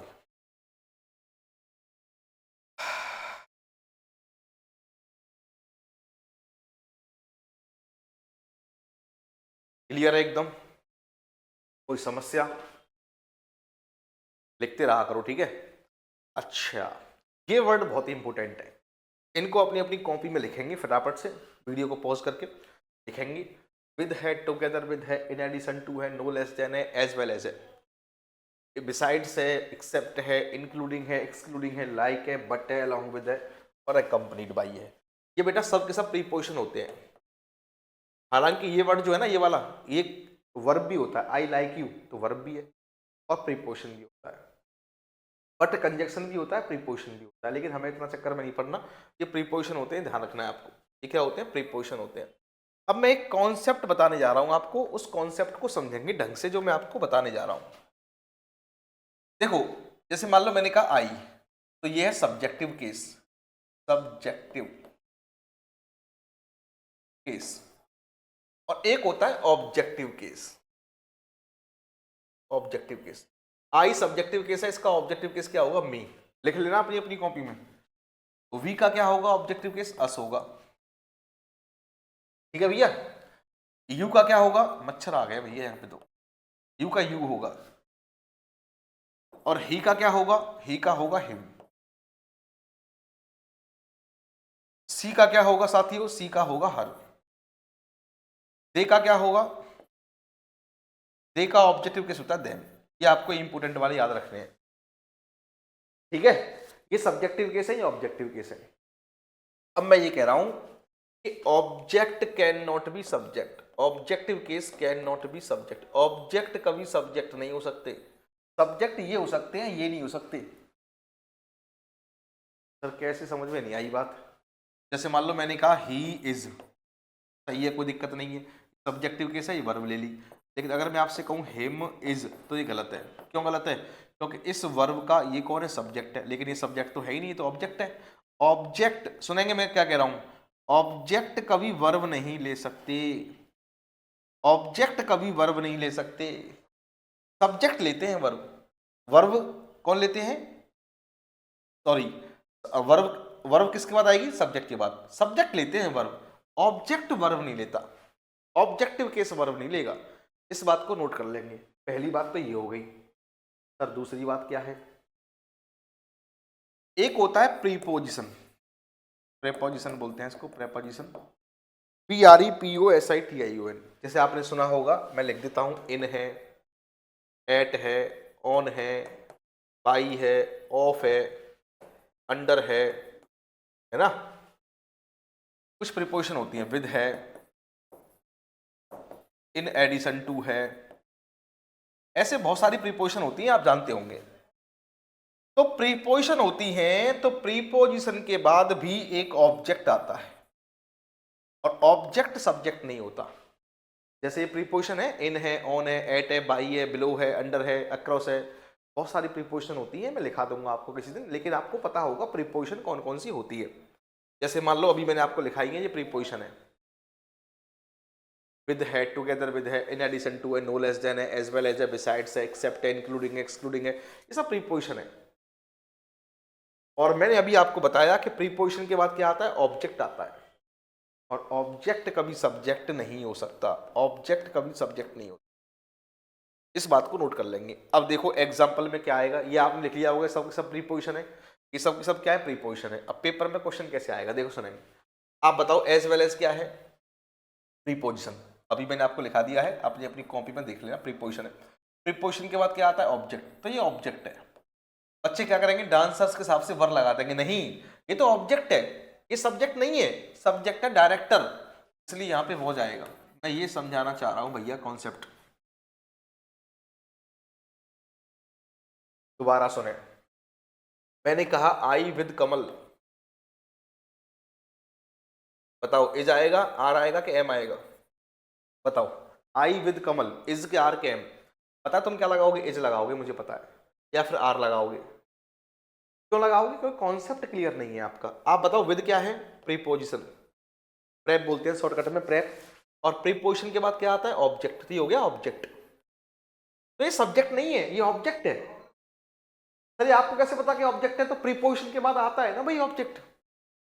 तो सब्जेक्ट कौन है फिर? आई है, तो आई के हिसाब से एम आएगा यहाँ पे। मैं ये कहना चाह रहा हूं, object can not be subject, object कभी सब्जेक्ट नहीं। अब पता कैसे लगेगा ऑब्जेक्ट है? प्रीपोजिशन के बाद आएगा, ऐसे पता करेंगे, ये प्रीपोजिशन है, इसका ये ऑब्जेक्ट है। अगर मैं आपसे कहूं, मान लो कमल, कमल इज गोइंग टू आगरा, अब सही है, कोई दिक्कत नहीं है, क्योंकि इस वर्ब का ये सब्जेक्ट है। अब ये सब्जेक्ट हो सकता है, लेकिन यहां पे सब्जेक्ट नहीं है, क्योंकि ये विद प्रीपोजिशन लगा हुआ है, और इस प्रीपोजिशन का ये ऑब्जेक्ट है। ऑब्जेक्ट सब्जेक्ट नहीं होते। कैसा लगा मामला? दोबारा देखेंगे, देखो मैं क्या कह रहा हूं, दोबारा देखेंगे क्या कह रहा हूं मैं। अब देखो टुगेदर विद क्या है? प्रीपोजिशन है, अभी मैंने आपको लिखाया था। टुगेदर विद देखो क्या है? टुगेदर विद देखो क्या है? प्रीपोजिशन है, सेकंड नंबर पे लिखा हुआ है। अब ये प्रीपोजिशन है, तो आप बताओ क्या आंसर करोगे इसका? बच्चे पता क्या करते हैं? हिज फ्रेंड्स आर लगा देंगे, नहीं, इस प्रीपोजिशन का ये ऑब्जेक्ट है, ये है ऑब्जेक्ट, और ये है सब्जेक्ट। तो सब्जेक्ट के हिसाब से वर्ब आती है। टॉपिक का नाम है सब्जेक्ट वर्ब एग्रीमेंट। वर्ब को सब्जेक्ट से एग्री कराना है। सब्जेक्ट ये नहीं है, सब्जेक्ट ये है। सर ये पता कैसे लगेगा? ये प्रीपोजिशन है, इसका ये ऑब्जेक्ट है, सब्जेक्ट ही है। भाई कॉन्सेप्ट से पढ़ो, ऐसे नहीं है धुआंबाजी कर दी, हवाबाजी कर दी, कुछ भी पढ़ा दिया, कुछ भी पढ़ लिया, कुछ नहीं हो पाएगा ऐसे हवाबाजी से, है ना। चीजें ढंग से पढ़नी पड़ती हैं, ईमानदारी से पढ़नी पड़ती हैं। कॉन्सेप्ट से पढ़ोगे तो मजा अलग ही आएगा। और बहुत ही प्यार से समझा रहा हूँ। मुझे पता है सारे बच्चे 12th पास हैं, अभी बच्चे 12th वाले बच्चे ही होते हैं, ग्रेजुएट वाला बच्चा कोई नहीं है यहाँ पे, ग्रेजुएशन कर रखी हो, सारे बच्चे 12th वाले हैं, तो बिल्कुल प्यार से पढ़ा रहा हूँ, कोई दिक्कत नहीं होनी चाहिए भैया, है ना। अब मान लो किसी के समझ में नहीं आया, इतना समझाने के बावजूद भी समझ में नहीं आया, तो रिकॉर्डिंग को बार बार देखो, और कोई तरीका नहीं है, वैसे आएगा समझ में, ठीक है। अब सुने, इस क्वेश्चन को आप करेंगे, खुद करेंगे, अगली वीडियो में अगर आपकी समझ में नहीं आता है तो अगली क्लास में मैं आऊंगा तो मैं उसको समझा दूंगा, आप टेंशन ना लें, है ना। वैसे कर लिया होगा, कुछ नहीं है, अपने आप करोगे इसका आंसर, कमेंट बॉक्स में भी कर देना इसका आंसर, ठीक है। अब बताओ विद क्या है, प्रीपोजिशन है, और इस प्रीपोजिशन का ये कौन है, ऑब्जेक्ट है, तो सब्जेक्ट कौन है, माई कजिन, तो माई कजिन के हिसाब से क्या आएगा, है जाएगा, क्या आएगा, है जाएगा। ध्यान रखना है आपको, वर्ब को सब्जेक्ट से एग्री कराना है, लेकिन आपको ये देखना पड़ेगा सब्जेक्ट है कौन सा, सब्जेक्ट ये नहीं, ऑब्जेक्ट है इसका। अब सुने, ये वाले क्वेश्चन का आंसर करेंगे। आपको पता है एज वेल एज क्या होता है, प्रीपोजिशन फ्रेज, प्रीपोजिशन होता है ये, और इसका ये कौन है, ऑब्जेक्ट। बच्चे पता क्या करते हैं, अंकिता लाइक्स कर देंगे, नहीं, सब्जेक्ट दे है, दे के हिसाब से क्या आएगा, लाइक, आंसर हो जाएगा लाइक। उम्मीद है समझ में आ रहा होगा भैया क्या कह रहा हूं मैं। अब देखो ये आ गया क्वेश्चन, करें एक बार, वीडियो को पॉज करो और आंसर करो, वीडियो को पॉज करें और आंसर करें भैया। आप देखो एज वेल एज क्या है, प्रीपोजिशन है, इस प्रीपोजिशन का ये कौन है, ऑब्जेक्ट है, और ये भी तो प्रीपोजिशन ही है, और इसका भी ये ऑब्जेक्ट है, तो बताओ सब्जेक्ट कौन है, ऋतु, तो ऋतु के हिसाब से क्या आएगा, है जाएगा। क्या समझ में आ रहा है कॉन्सेप्ट क्या कर रहा हूं मैं। ऑफ क्या है, प्रीपोजिशन है, ऑफ क्या है, प्रीपोजिशन है, मैं लिखा दूंगा आपको, चलो मैं लिखा दूंगा प्रीपोजिशन कौन कौन सी होती है, ये आपका मैं लिखाऊंगा अभी आपको, ठीक है, पढ़ाने के बाद कि कौन कौन सी होती है प्रीपोजिशन, ये काम मेरा है दिखाने का।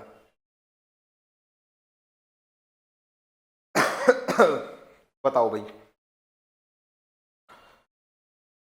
यहां तक कोई दिक्कत तो नहीं है, दोबारा देख लेंगे। एज वेल एज प्रीपोजिशन है, ये ऑब्जेक्ट है, ये प्रीपोजिशन है, ये ऑब्जेक्ट है, ये सब्जेक्ट है ऋतु, तो ऋतु के हिसाब से है जाएगा। आगे आ जाओ, आगे क्या है,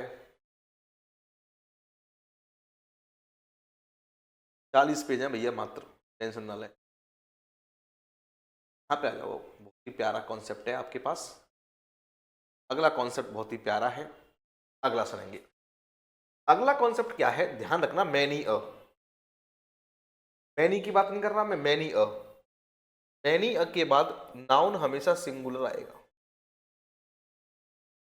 नाउन कैसा आएगा, हमेशा नाउन आएगा हमेशा सिंगुलर, क्यों आएगा सर, क्योंकि देखो ए लगा हुआ है, ए का मतलब सिंगुलर ही होता है, तो मैनी, देखो मैंने कहा मैनी अ बॉयज, गलत है, मैंने कहा मैनी अ गर्ल्स, गलत है, क्यों गलत है, क्योंकि मैनी अ के बाद नाउन कैसा आता है, सिंगुलर आता है, मैंने कहा मैनी अ बॉय, ये सही है। आप बताओ मैनी अ के बाद नाउन कैसा आएगा, सिंगुलर, और वर्ब भी कैसी आएगी, सिंगुलर, यहाँ पे है जाए। अच्छा बताओ सब्जेक्ट कौन होते हैं, सब्जेक्ट होते हैं नाउन या प्रोनाउन, तो सब्जेक्ट यही तो है पैसेंजर, तो है जाएगा। मैनी अ के बाद नाउन आता है सिंगुलर, तो वर्ब भी कैसी आएगी, सिंगुलर आएगी। अब देखो मैनी अ के बाद नाउन कैसा आएगा, सिंगुलर, और वर्ब भी कैसी आएगी, सिंगुलर आएगी, और ये प्रेजेंट की बात चल रही है इसलिए वॉज नहीं आएगा। देखो भाई एक बार क्या कह रहा हूं, देखो इसको घूरो एक बार, स्टेयर करो इसको, ढंग से समझे चीजों को मैं क्या कर रहा हूं। मैनी अ के बाद नाउन आता है सिंगुलर, तो वर्ब भी सिंगुलर आएगी, मैनी अ के बाद नाउन आता है सिंगुलर, तो वर्ब भी सिंगुलर आएगी। ऐसा नहीं कह सकता मैं कि मैनी अ मैन, ऐसे नहीं कह पाऊंगा मैं, मैनी अ मैन, ये गलत हो जाएगा, क्योंकि ये कैसा है, प्लूरल, और वो कैसा है, सिंगुलर, सिंगुलर आएगा। इसको लिख लेना भैया अपनी अपनी कॉपी में, ये आपको लिखना है। आगे चलें, अब सुने, इसको मैं कराऊंगा अभी बाद में, ये मैनी अ नहीं है, ये मैनी बॉयज है, ये सही है। अब यहाँ पे आ आएगा, मैंने कहा many girls are coming here, सही है, मैनी अ और मैनी में डिफरेंस है।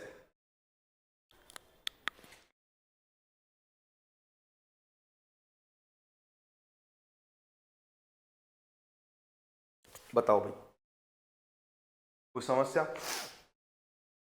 कोई दिक्कत, परेशानी, यहां पे थोड़ी सी दिक्कत है, यहाँ पे कॉन्सेप्ट फेल हो जाता है, मतलब रूल फेल हो जाता है एक तरीके से। मैनी अ के बाद नाउन कैसा आएगा, सिंगुलर, तो यहाँ पे एस को हटाना पड़ेगा। यहां से एस हटाओगे तो यहाँ वॉज करना पड़ेगा। दो पार्ट्स में गलती हो रही है, दोबारा सुने। मैनी अ के बाद नाउन कैसा आता है, सिंगुलर, तो यहाँ पे क्या करना पड़ेगा, डीड करना पड़ेगा, और यहाँ पे क्या करना पड़ेगा, वॉज करना पड़ेगा। तो दो पार्ट्स में एरर हो रही है। गलती हम एक ही पार्ट में करते हैं, दो पार्ट में गलती हम कर नहीं पाएंगे। अब क्या करें, मामला फंस गया। आप तो अरे मामला फंस गया कि नहीं फंस गया भाई। मैनी अ के बाद नाउन कैसा आएगा, सिंगुलर, तो नाउन सिंगुलर लगाओ, फिर वर्ब भी सिंगुलर लगाओ, वॉज। अब क्या करें, अब क्या करें, ये फंस गया मामला। इसके लिए ए हटा दो। यहां पे मजबूरी का सौदा है, यहां से ए हटाना पड़ेगा। अब सही है, many great deeds were done, सही है, बात समझ में आ गई। यहां से ए हटाना पड़ेगा, आंसर हो जाएगा आगरा। जैसे मान लो मैंने आपसे कहा many great girls, many great girls are coming here. अब क्या करोगे यहां से, आप बताओ मुझे। मान लो मैंने कहा ए ऑप्शन ये है, बी ऑप्शन ये है और सी ऑप्शन ये है। ये ए ऑप्शन है, ये बी ऑप्शन है, सी ऑप्शन है, और डी ऑप्शन है नो एरर। नो एरर का मतलब है कोई एरर नहीं है। क्या आंसर लगाओगे इसमें। अब कॉन्सेप्ट तो ये था कि मैनी के बाद नाउन लगाते हैं सिंगुलर, वर्ब भी सिंगुलर लगाते हैं। अगर इसको आप रहने देते हो, अगर आप इसको रहने देते हो तो यहाँ पे गर्ल करना पड़ेगा, एस लगानी पड़ेगी, और यहाँ पे विज लगानी पड़ेगी। दो पार्ट में एरर बन रही है, तो इसलिए ए को हटा दो, ये आंसर होगा ए। चलो भाई, क्लियर है बात, यहां तक कोई दिक्कत होनी नहीं चाहिए भाई किसी को भी, ठीक है। आगे चले, यहां पे आ जाओ। अब सुने, ये इसका अलग मामला है एकदम, मैं इसको समझाऊंगा ढंग से, ईमानदारी से समझाएंगे, बढ़िया तरीके से समझाएंगे, प्यार से समझाएंगे। ये कलर दिखाई दे रहा है तुम्हें, शायद ये कलर दिक्कत करेगा तुम्हें, ये कर लेते हैं। मैंने आपसे कहा द रिच,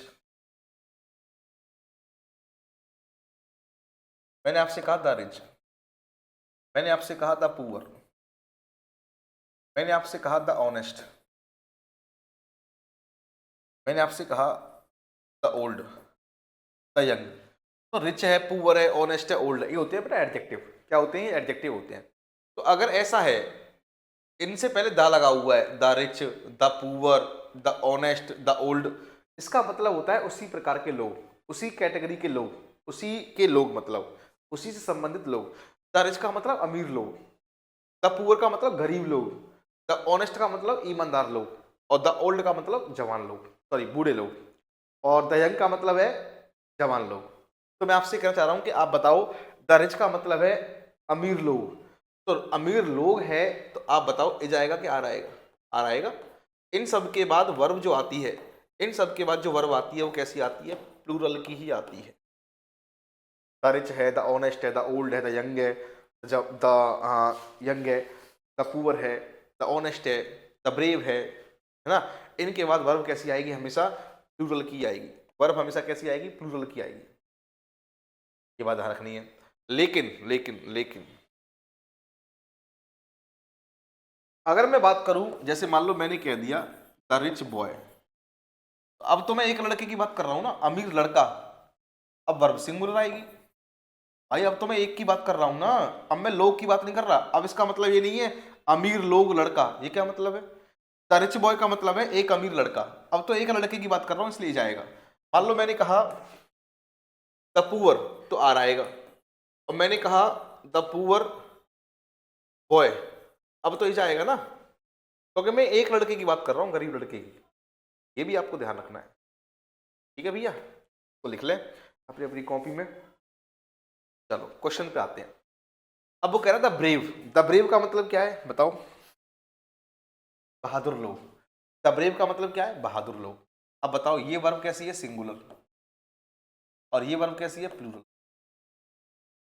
इनके बाद वर्ब कैसी आती है, वर्ब आती है प्लूरल, से कम आएगा। द यंग का मतलब क्या, जवान लोग। पहला क्वेश्चन था ये, पहला वाला क्वेश्चन याद होगा आपको। द यंग का मतलब क्या, जवान लोग। जवान लोग, तो वर्ब कैसी आएगी, वर्ब आएगी प्लूरल, तो ये कैसी है, सिंगुलर, आंसर होगा डू नॉट। अब देखो द रिच बॉयज है, तो बॉयज कैसा है, प्लूरल है, इसलिए कम आएगा भाई। यहाँ पे बॉयज है, अमीर लड़के, अमीर लड़के तो बहुत सारे हो गए ना, इसलिए यहाँ पे साथियों यहाँ पे क्या आएगा, कम आएगा, COME। अब यहाँ पे कम आएगा। क्लियर है? तो यहाँ पे कम आएगा, कम। ठीक है, तीनों क्वेश्चन उम्मीद है कि आपके समझ में आ गए होंगे। आगे चलते हैं। अब देखो वो कह रहा था रिच हेट द पुअर। देखो द पुअर का मतलब क्या है, गरीब लोग। जब द पुअर का मतलब ही गरीब लोग है तो इसमें एस क्यों आएगी, आप बताओ। जैसे मैंने कहा द ओल्ड का मतलब क्या है, बूढ़े लोग, तो एस नहीं लगाते इसमें। एडजेक्टिव में कभी एस आई एस नहीं लगाते, जो एडजेक्टिव होते हैं उनमें कभी एस आई एस नहीं लगाते, इसलिए यहाँ पे एस नहीं आएगा। द पुअर का मतलब ही गरीब लोग है तो फिर एस क्यों लगा रहे हो, आप बताओ। मैंने कहा बॉयज है, तो बॉयज कैसा है, सिंगुलर है कि प्लूरल है, ये तो पहले से ही प्लूरल है, तो इसमें एस क्यों आएगी एक और। जब पहले से ही प्लूरल है, मैंने आपसे कहा मान लो मैन है, MEN, ये सिंगुलर है कि प्लूरल है, प्लूरल है, तो इसमें एस क्यों आएगी फिर। अब इसमें एस नहीं आ सकती, अपस्ट्रोफी एस आ सकती है। देखो द पुअर का मतलब क्या है, गरीब लोग, तो ये तो आएगा नहीं ना, ये आएगा, क्या आएगा, आर आएगा। हैव क्यों नहीं आएगा, क्योंकि ऑनेस्ट है एडजेक्टिव। ऑनेस्ट क्या है, एडजेक्टिव। और मैंने आपको कई बार बता दिया है कि हैज और हैव के बाद डायरेक्ट एडजेक्टिव नहीं आता, इज RM के बाद आ सकता है एडजेक्टिव, हैज और हैव के बाद नहीं आता एडजेक्टिव। यहाँ पे देख लो, देखो एक और बात सुन लें, जैसे ब्लाइंड है, डेफ है, और तुम्हारा डम्ब है, DUMB, डम, डम बोलते हैं, ये भी तीनों के तीनों एडजेक्टिव है। ब्लाइंड का मतलब अंधा, डेफ का मतलब बहरा, डम का मतलब गूंगा, ये भी एडजेक्टिव है। ध्यान रखना एडजेक्टिव में कभी अपस्ट्रोफी एस नहीं लगाते, ना एस लगाते ना अपस्ट्रोफी एस लगाते हैं एडजेक्टिव में, इसलिए यहाँ से एस हट जाएगा। नहीं बात समझ में आई? जैसे मान लो रिच है, रिच क्या है, एडजेक्टिव है, इसमें अपस्ट्रोफी एस नहीं आएगी, ना ऐसे आएगी, गलत हो गया। अपस्ट्रोफी एस लगाते, इसे बोलते हैं अपस्ट्रोफी एस। जैसे मैंने कहा राम्स का घर, राम का घर, राम्स हाउस, इसे बोलते हैं अपस्ट्रोफी एस, इसे बोलते हैं अपस्ट्रोफी, इसे बोलते हैं एस। इसका मतलब होता है काकी के, राम का घर। तो जो अपस्ट्रोफी एस लगाते हैं वो नाउन में लगाते हैं, नाउन में, नाउन है ये, एडजेक्टिव में नहीं लगाते। हमें अंधे लोगों की मदद करनी चाहिए। द ब्लाइंड का मतलब क्या है, अंधे लोग। द डेफ का मतलब क्या है, बहरे लोग। द डम का मतलब क्या है, गूंगे लोग। सही है, तो यार बताओ भाई, यहाँ तक कोई समस्या हो, कोई दिक्कत, कोई घबराहट, कोई चिंता, कोई बेचैनी, तो बताओ, अब सुनेंगे। अगर दो नाउन सेम है, देखो ये भी नाउन सेम है, ये भी नाउन सेम है, और बीच में प्रीपोजिशन लगा हुआ है, जैसे आपने सुना होगा डोर टू डोर, दरवाजे दरवाजे। एक पोस्टमैन होता है, वो अपनी चिट्ठियां, अपने लेटर डोर टू डोर बांटता है ना। अगर दो नाउन सेम है, ये भी सेम है, ये भी सेम है, ये भी नाउन है, ये भी नाउन है, ध्यान रखना दोनों सिंगुलर में आते हैं। मैं ऐसे नहीं कह सकता डोर्स टू डोर्स, नहीं कह सकता मैं। देखो ये भी नाउन है, ये भी नाउन है, और दोनों सेम है, देखो सेम, ये भी सेम है, ये भी सेम है, दोनों कैसे आते हैं, सिंगुलर में आते हैं। और वर्ब भी कैसी आती है फिर, सिंगुलर, ध्यान रखना। देखो ये नाउन सेम है, ये भी सेम है, दोनों सिंगुलर में आते हैं, एस नहीं आएगी। और वर्ब भी कैसी आती है, सिंगुलर, तो आंसर होगा ए। उम्मीद है समझ में आ गया होगा मैं क्या कह रहा हूँ।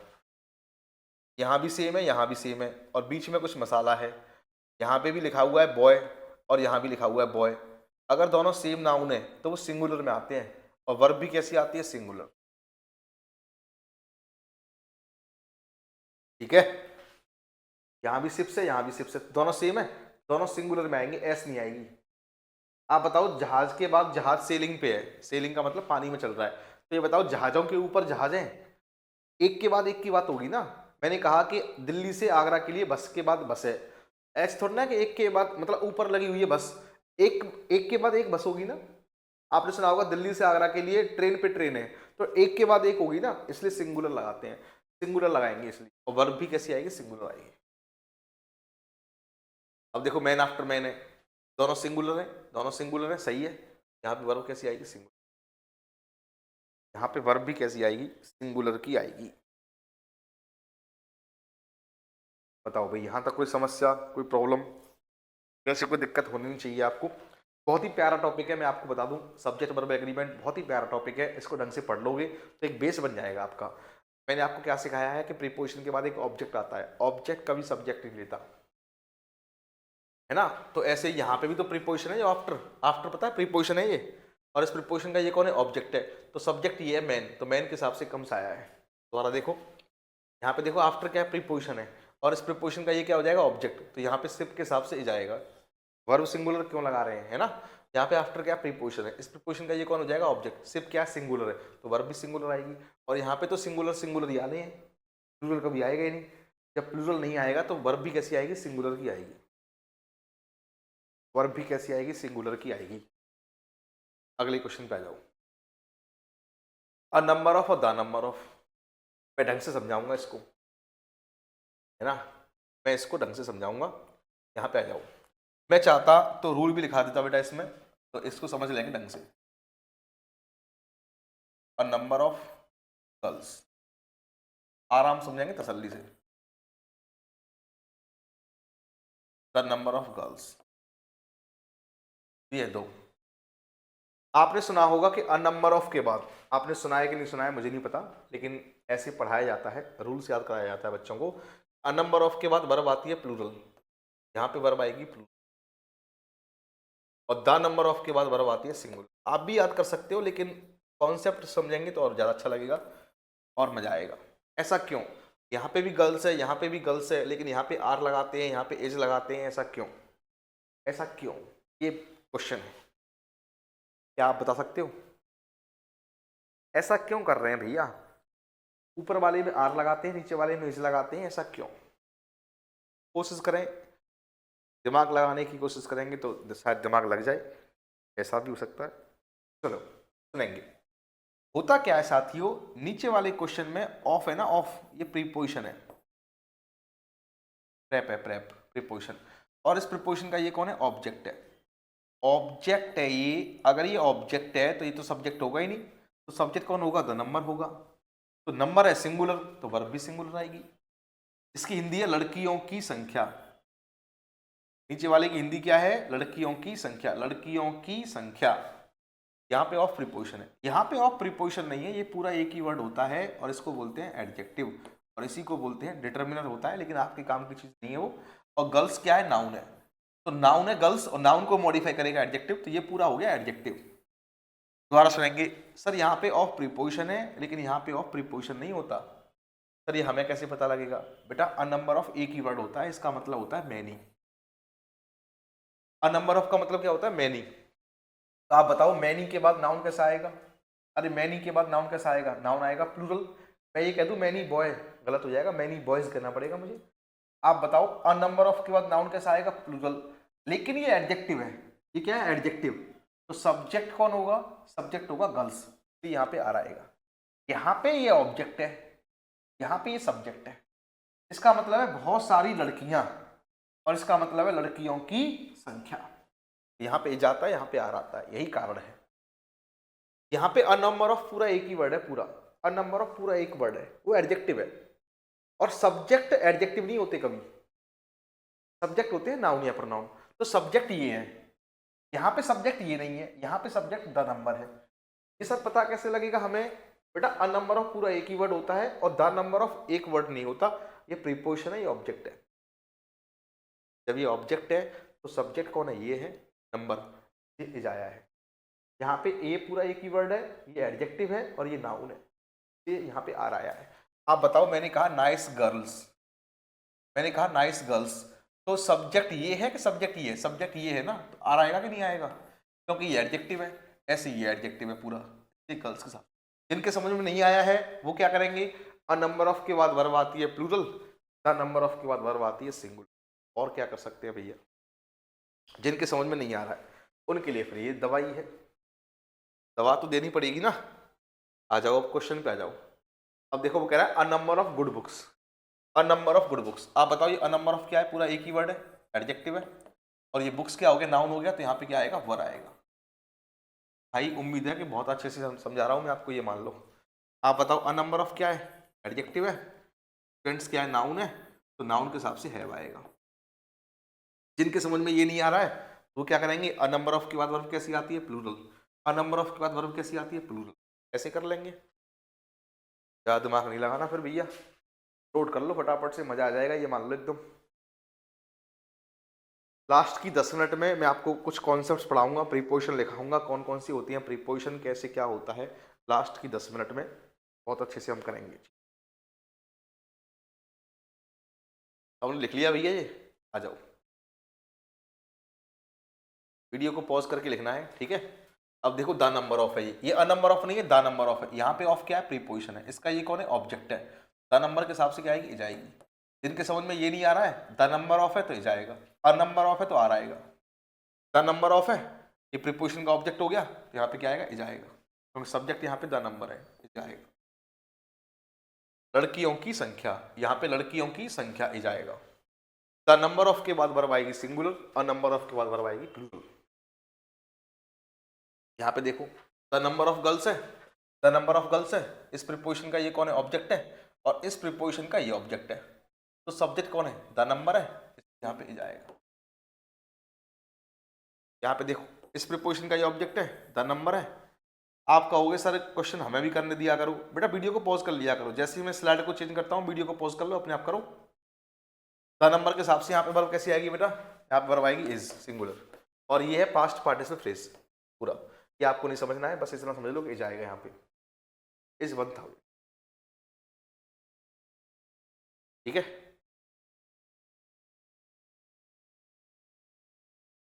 चलो यहाँ तक कोई दिक्कत तो नहीं है भाई लोगों, ये भी कर लो। द नंबर ऑफ है, द नंबर है, तो यहाँ पे इस प्रीपोजिशन का ये ऑब्जेक्ट हो गया, तो यहाँ पे हैज आ जाएगा, क्योंकि सब्जेक्ट सिंगुलर है। यहाँ पे मत लगा देना इज, क्योंकि इस आर का सब्जेक्ट वर्कर्स है, वर्कर्स के हिसाब से आर आया है, ये सही है, यहाँ पे सी आंसर हो जाएगा। कोई भी डाउट है तो अगली वीडियो में कर लेंगे, टेंशन मत लेना भैया, ठीक है। इसको समझेंगे देयर को, हेडिंग लिखेंगे अपनी अपनी कॉपी में देयर, जो हेडिंग है वो है अगली देयर, THERE।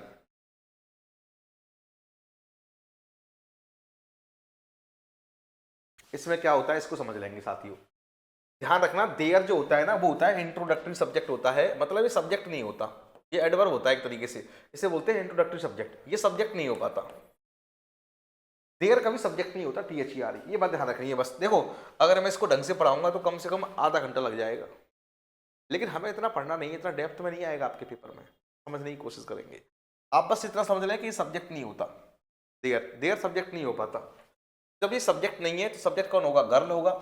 और देखो इन क्या है, प्रीपोजिशन है, और इस प्रीपोजिशन का ये कौन है, ऑब्जेक्ट है। ऑब्जेक्ट तो सब्जेक्ट होते ही नहीं है, सब्जेक्ट कौन होगा, गर्ल होगा, इसलिए इज लगाते हैं। अब आपने सुना होगा ये तो सब्जेक्ट है ही नहीं, और ये प्रीपोजिशन का ऑब्जेक्ट हो गया, अब सब्जेक्ट कौन है, टू बॉयज है, अब आ आएगा। तभी तो कहते हैं there is a boy, there are two boys, are लगाते हैं। यहाँ पे आर क्यों आया है, क्योंकि इसका सब्जेक्ट है टू बॉयज। यहाँ पे इज क्यों आया है, क्योंकि यहाँ पे सब्जेक्ट है अ गर्ल। सर सब्जेक्ट ये क्यों नहीं है, ये सब्जेक्ट नहीं होता बेटा देयर, ये होता है इंट्रोडक्टरी सब्जेक्ट, ये होता है प्रिपेरेटरी सब्जेक्ट, ये होता है डमी सब्जेक्ट, ये होता है डमी सब्जेक्ट, ठीक है। अब सुने, इस क्वेश्चन का आंसर आप करोगे अपने आप, सोच समझ के करना, बहुत ही प्यार से, क्योंकि मैंने आपको पढ़ाया है अभी। अगर ये क्वेश्चन का आंसर आपने कर लिया तो ये मान लो मजा आ जाएगा एकदम। इस क्वेश्चन का आंसर आप खुद करने की कोशिश करेंगे, और मुझे उम्मीद है कि आप कर पाओगे। फटाफट से करके मतलब करो, एक बार वीडियो को पॉज करके करना। चलो उम्मीद है आपने कर लिया होगा, है ना। चलो अब सुने, होता क्या है, ये तो सब्जेक्ट है ही नहीं। अब देखो वो कह रहा है नॉट ओनली टू बॉयज, तो ये नेगेटिव हो गया पूरा। अरे नॉट ओनली नेगेटिव है तो ये भी नेगेटिव हो गया, बट ऑल्सो कैसा है, पॉजिटिव है, तो ये पॉजिटिव हो गया, है ना। और इन क्या है, प्रीपोजिशन है, और इस प्रीपोजिशन का ये कौन है, ऑब्जेक्ट है, ये सब्जेक्ट होगा नहीं, ये सब्जेक्ट होगा नहीं, क्योंकि नेगेटिव है। एक नेगेटिव और एक पॉजिटिव होता है, तो वर्ब किसके अकॉर्डिंग आती है, पॉजिटिव के अकॉर्डिंग, तो गर्ल के हिसाब से क्या आएगा, यहाँ पे इज आएगा। देख रहे हो सब्जेक्ट कहाँ है और उसकी वर्ब कहाँ है, तभी तो टॉपिक का नाम है सब्जेक्ट वर्ब एग्रीमेंट। वर्ब को सब्जेक्ट से एग्री कराना है, और उस सब्जेक्ट को ढूंढना है, ढूंढना ही कला है। अगर आपने सब्जेक्ट को ढूंढ लिया वही तो कला है, वही कला मैं आपको सिखा रहा हूँ। ये सब्जेक्ट होगा नहीं, ये नेगेटिव वाला वर्ड हो गया, और वो देयर सब्जेक्ट होता नहीं है। सब्जेक्ट कौन होगा, गर्ल, तो गर्ल के हिसाब से इज आएगा। देख रहे हो भाई क्वेश्चन, मजा आ गया, आगे आ जाओ। अभी मैंने आपको पढ़ाया है कि देयर तो सब्जेक्ट होता ही नहीं है, और अ नंबर ऑफ मैंने अभी आपको पढ़ाया है कि ये होता है एडजेक्टिव। तो सब्जेक्ट कौन होगा, और ये प्रीपोजिशन का ऑब्जेक्ट है, ये सब्जेक्ट होगा नहीं, सब्जेक्ट होगा न्यू फेसेस। न्यू फेसेस जो है प्लूरल है, तो वर्ब भी कैसी आएगी, वर्ब भी आएगी प्लूरल। और जब वर्ब में लगा देते हैं एस या एस तो बनती है सिंगुलर, तो ये वर्ब कैसी होगी, ये आंसर होगा अपीयर, आंसर होगा ए। सर दोबारा समझा दो, दोबारा देख लो। देयर क्या होगा, सब्जेक्ट नहीं होगा। अ नंबर ऑफ सब्जेक्ट होगा नहीं, अभी मैंने आपको बताया था कि अ नंबर ऑफ क्या होता है, एडजेक्टिव होता है, ये एडजेक्टिव है और ये सब्जेक्ट है। सब्जेक्ट होते हैं नाउन या प्रोनाउन, ये नाउन हो गया और इस प्रीपोजिशन का वो ऑब्जेक्ट है। तो सब्जेक्ट कौन है इसमें, देखो सब्जेक्ट को ढूंढना है बस। अगर सब्जेक्ट को ढूंढ लिया तो वर्ब अपने आप लग जाएगी। अगर सब्जेक्ट सिंगुलर है तो वर्ब सिंगुलर आएगी, सब्जेक्ट प्लूरल है तो वर्ब प्लूरल आएगी। सब्जेक्ट को ढूंढना ही कला है, वही कला मैं आपको सिखा रहा हूं, वही बार बार मैं आपसे कह रहा हूं, ये सब्जेक्ट ये है इसलिए यहां पे अपीयर आएगा। अपीयर्स कैसी वर्ब है, सिंगुलर है। जब वर्ब में ऐसा एस लगाते हैं तो सिंगुलर बनती है ना। अब सुने, ये सब्जेक्ट होगा नहीं। आप बताओ, अभी मैंने आपको पढ़ाया एज वेल एज क्या होता है, प्रीपोजिशन होता है। अरे पढ़ाया था कि नहीं पढ़ाया था अभी। और इस प्रीपोजिशन का ये कौन है, ऑब्जेक्ट है। और इस प्रीपोजिशन का ये कौन है, ऑब्जेक्ट है। तो ये तो सब्जेक्ट होगा नहीं ना, ये सब्जेक्ट होगा, ये तो ऑब्जेक्ट है। सब्जेक्ट कौन होगा, मैन। तो यहाँ पे जाएगा। ऑब्जेक्ट सब्जेक्ट नहीं होते। सर ये ऑब्जेक्ट कैसे हो गया, इन प्रीपोजिशन है, प्रीपोजिशन के बाद object, as well as preposition है, प्रीपोजिशन के बाद ऑब्जेक्ट। कॉन्सेप्ट अगर समझ में आ गए ना आपके तो बल्ले बल्ले हो जाएगी। तो भाई यहां तक कोई दिक्कत हो तो बताओ।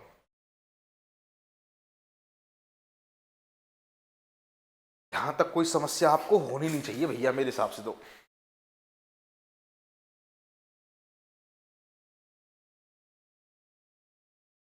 कमेंट बॉक्स एकदम भरा हुआ होना चाहिए, ये मान लो।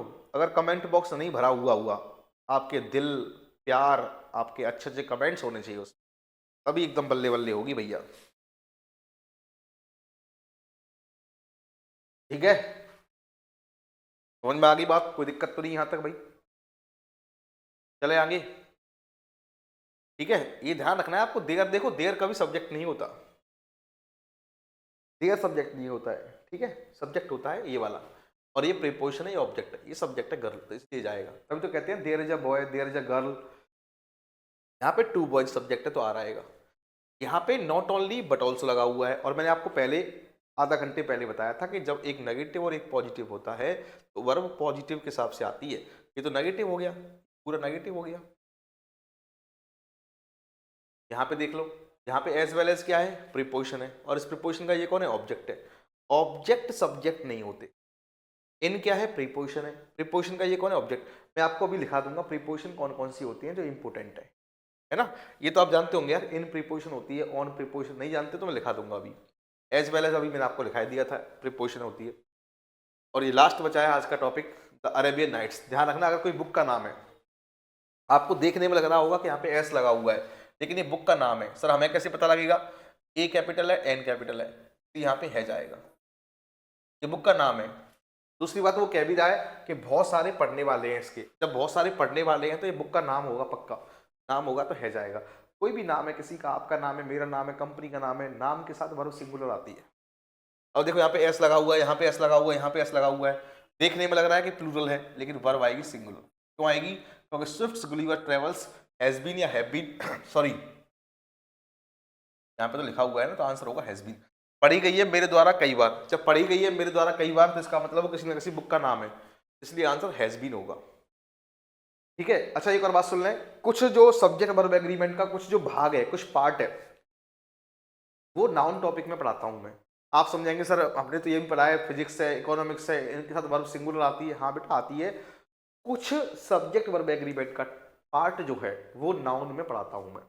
आप ये मत सोचना कि सब्जेक्ट वर्ब एग्रीमेंट खत्म हो गया, मतलब टॉपिक तो खत्म हो गया, लेकिन इसका कुछ पार्ट जो है वो नाउन में भी आता है, तो उसकी आप टेंशन ना लें, वो नाउन में पढ़ा दूंगा मैं आपको। वैसे ये टॉपिक फिनिश है मेरी तरफ से, CUT के पर्पज से बहुत पढ़ा दिया मैंने आपको, ये मान लो। ज्यादा के चक्कर में ना पढ़े, ज्यादा के चक्कर में पढ़ोगे तो फिर कम भी नहीं हो पाएगा। इतना अगर आप कर लोगे तो काम बन जाएगा आपका, और कॉन्सेप्ट से पढ़ोगे तो मजा अलग ही होता है। मैंने आपको एक एक बात मैंने आपको बताई है, चैप्टर बेटा फिनिश है। अब मैं आपको कुछ अलग से सिखा देता हूँ, कुछ चीजें जो आपको नोट करनी है, जो आपको नोट करनी है, कुछ अलग से चीजें हैं वो आपको नोट करनी है। हेडिंग लिखेंगे प्रीपोजिशन, प्रीपोजिशन लिखना बहुत जरूरी है। ये आपको पता होना चाहिए प्रीपोजिशन कौन कौन सी होती है। जैसे लिख लेंगे इन है, ऑन है, एट है, बाई है, ओवर है, ऑफ है, अंडर है, टू है, बियॉन्ड है, सब प्रीपोजिशन होती हैं। इनके बाद ऑब्जेक्ट आता है हमेशा, और ऑब्जेक्ट कभी सब्जेक्ट नहीं होता, ठीक है। इन टू है, एक तो ओ एफ आएगी, एक आएगी, एक हो गई ओ डबल एफ, एक तो हो गई ओ एफ, एक होती है ओ डबल एफ, ठीक है, ओ डबल एफ। विद है, विद इन है, देखते रहना भाई, ठीक है। एक्रॉस है, अंडर हो गया, अंडर हो गया, बीनीथ है, बिलो है, टू वर्ड्स है, इन एडिशन टू है, के अलावा अलॉन्ग विद है, बिसाइड है, बिसाइड का मतलब के पास, मम्मी के पास, पापा के पास, और बिसाइड्स का मतलब के अलावा, के अतिरिक्त, चाय के अलावा कॉफी पीता हूँ, बिसाइड्स है। बिटवीन है, एमोंग है, ठीक है, ये आपको पता होनी चाहिए। ये वो लिखा रहा हूँ जो इम्पोर्टेंट है, ठीक है, होने को तो और भी होंगी बहुत सारी, लेकिन इम्पोर्टेंट इम्पोर्टेंट मैं आपको लिखा देता हूँ। ऑन टू है, बाई हो गया, और तुम्हारा डेस्पाइट है, ध्यान रखना डेस्पाइट के बाद कभी ऑफ नहीं आता, ठीक है, डेस्पाइट के बाद ऑफ नहीं आता। इन स्पाइट ऑफ है, इंस्टेड ऑफ है, एक्सेप्ट है, ये सब प्रीपोजिशन है।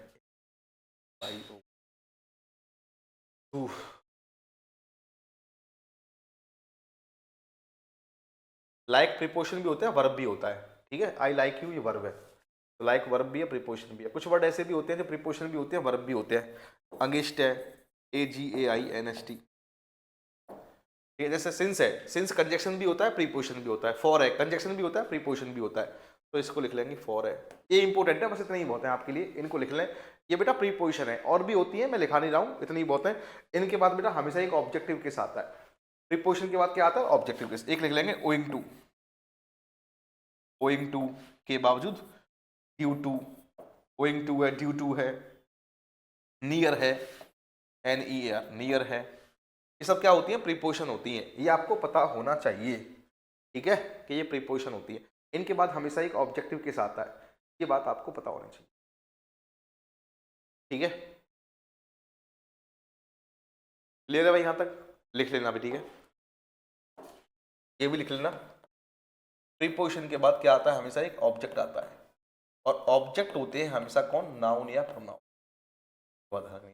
एक और बात लिखना अपनी कॉपी में, अगर कोई सेंटेंस में सब्जेक्ट है तो सब्जेक्ट भी कौन होते हैं, हमेशा सब्जेक्ट होते हैं नाउन या प्रोनाउन। जैसे मान लो मैंने कहा सी इज गोइंग टू आगरा, तो इस वर्ब का ये कौन है, सब्जेक्ट है। सब्जेक्ट कौन होते हैं, नाउन या प्रोनाउन, तो ये प्रोनाउन है।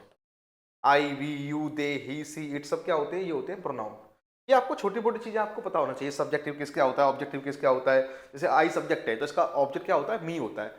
दे सब्जेक्टिव किस है, इसका ऑब्जेक्टिव किसका होता है, देम होता है। ये आपको छोटी मोटी बातें पता होनी चाहिए पहले से ही ऑलरेडी।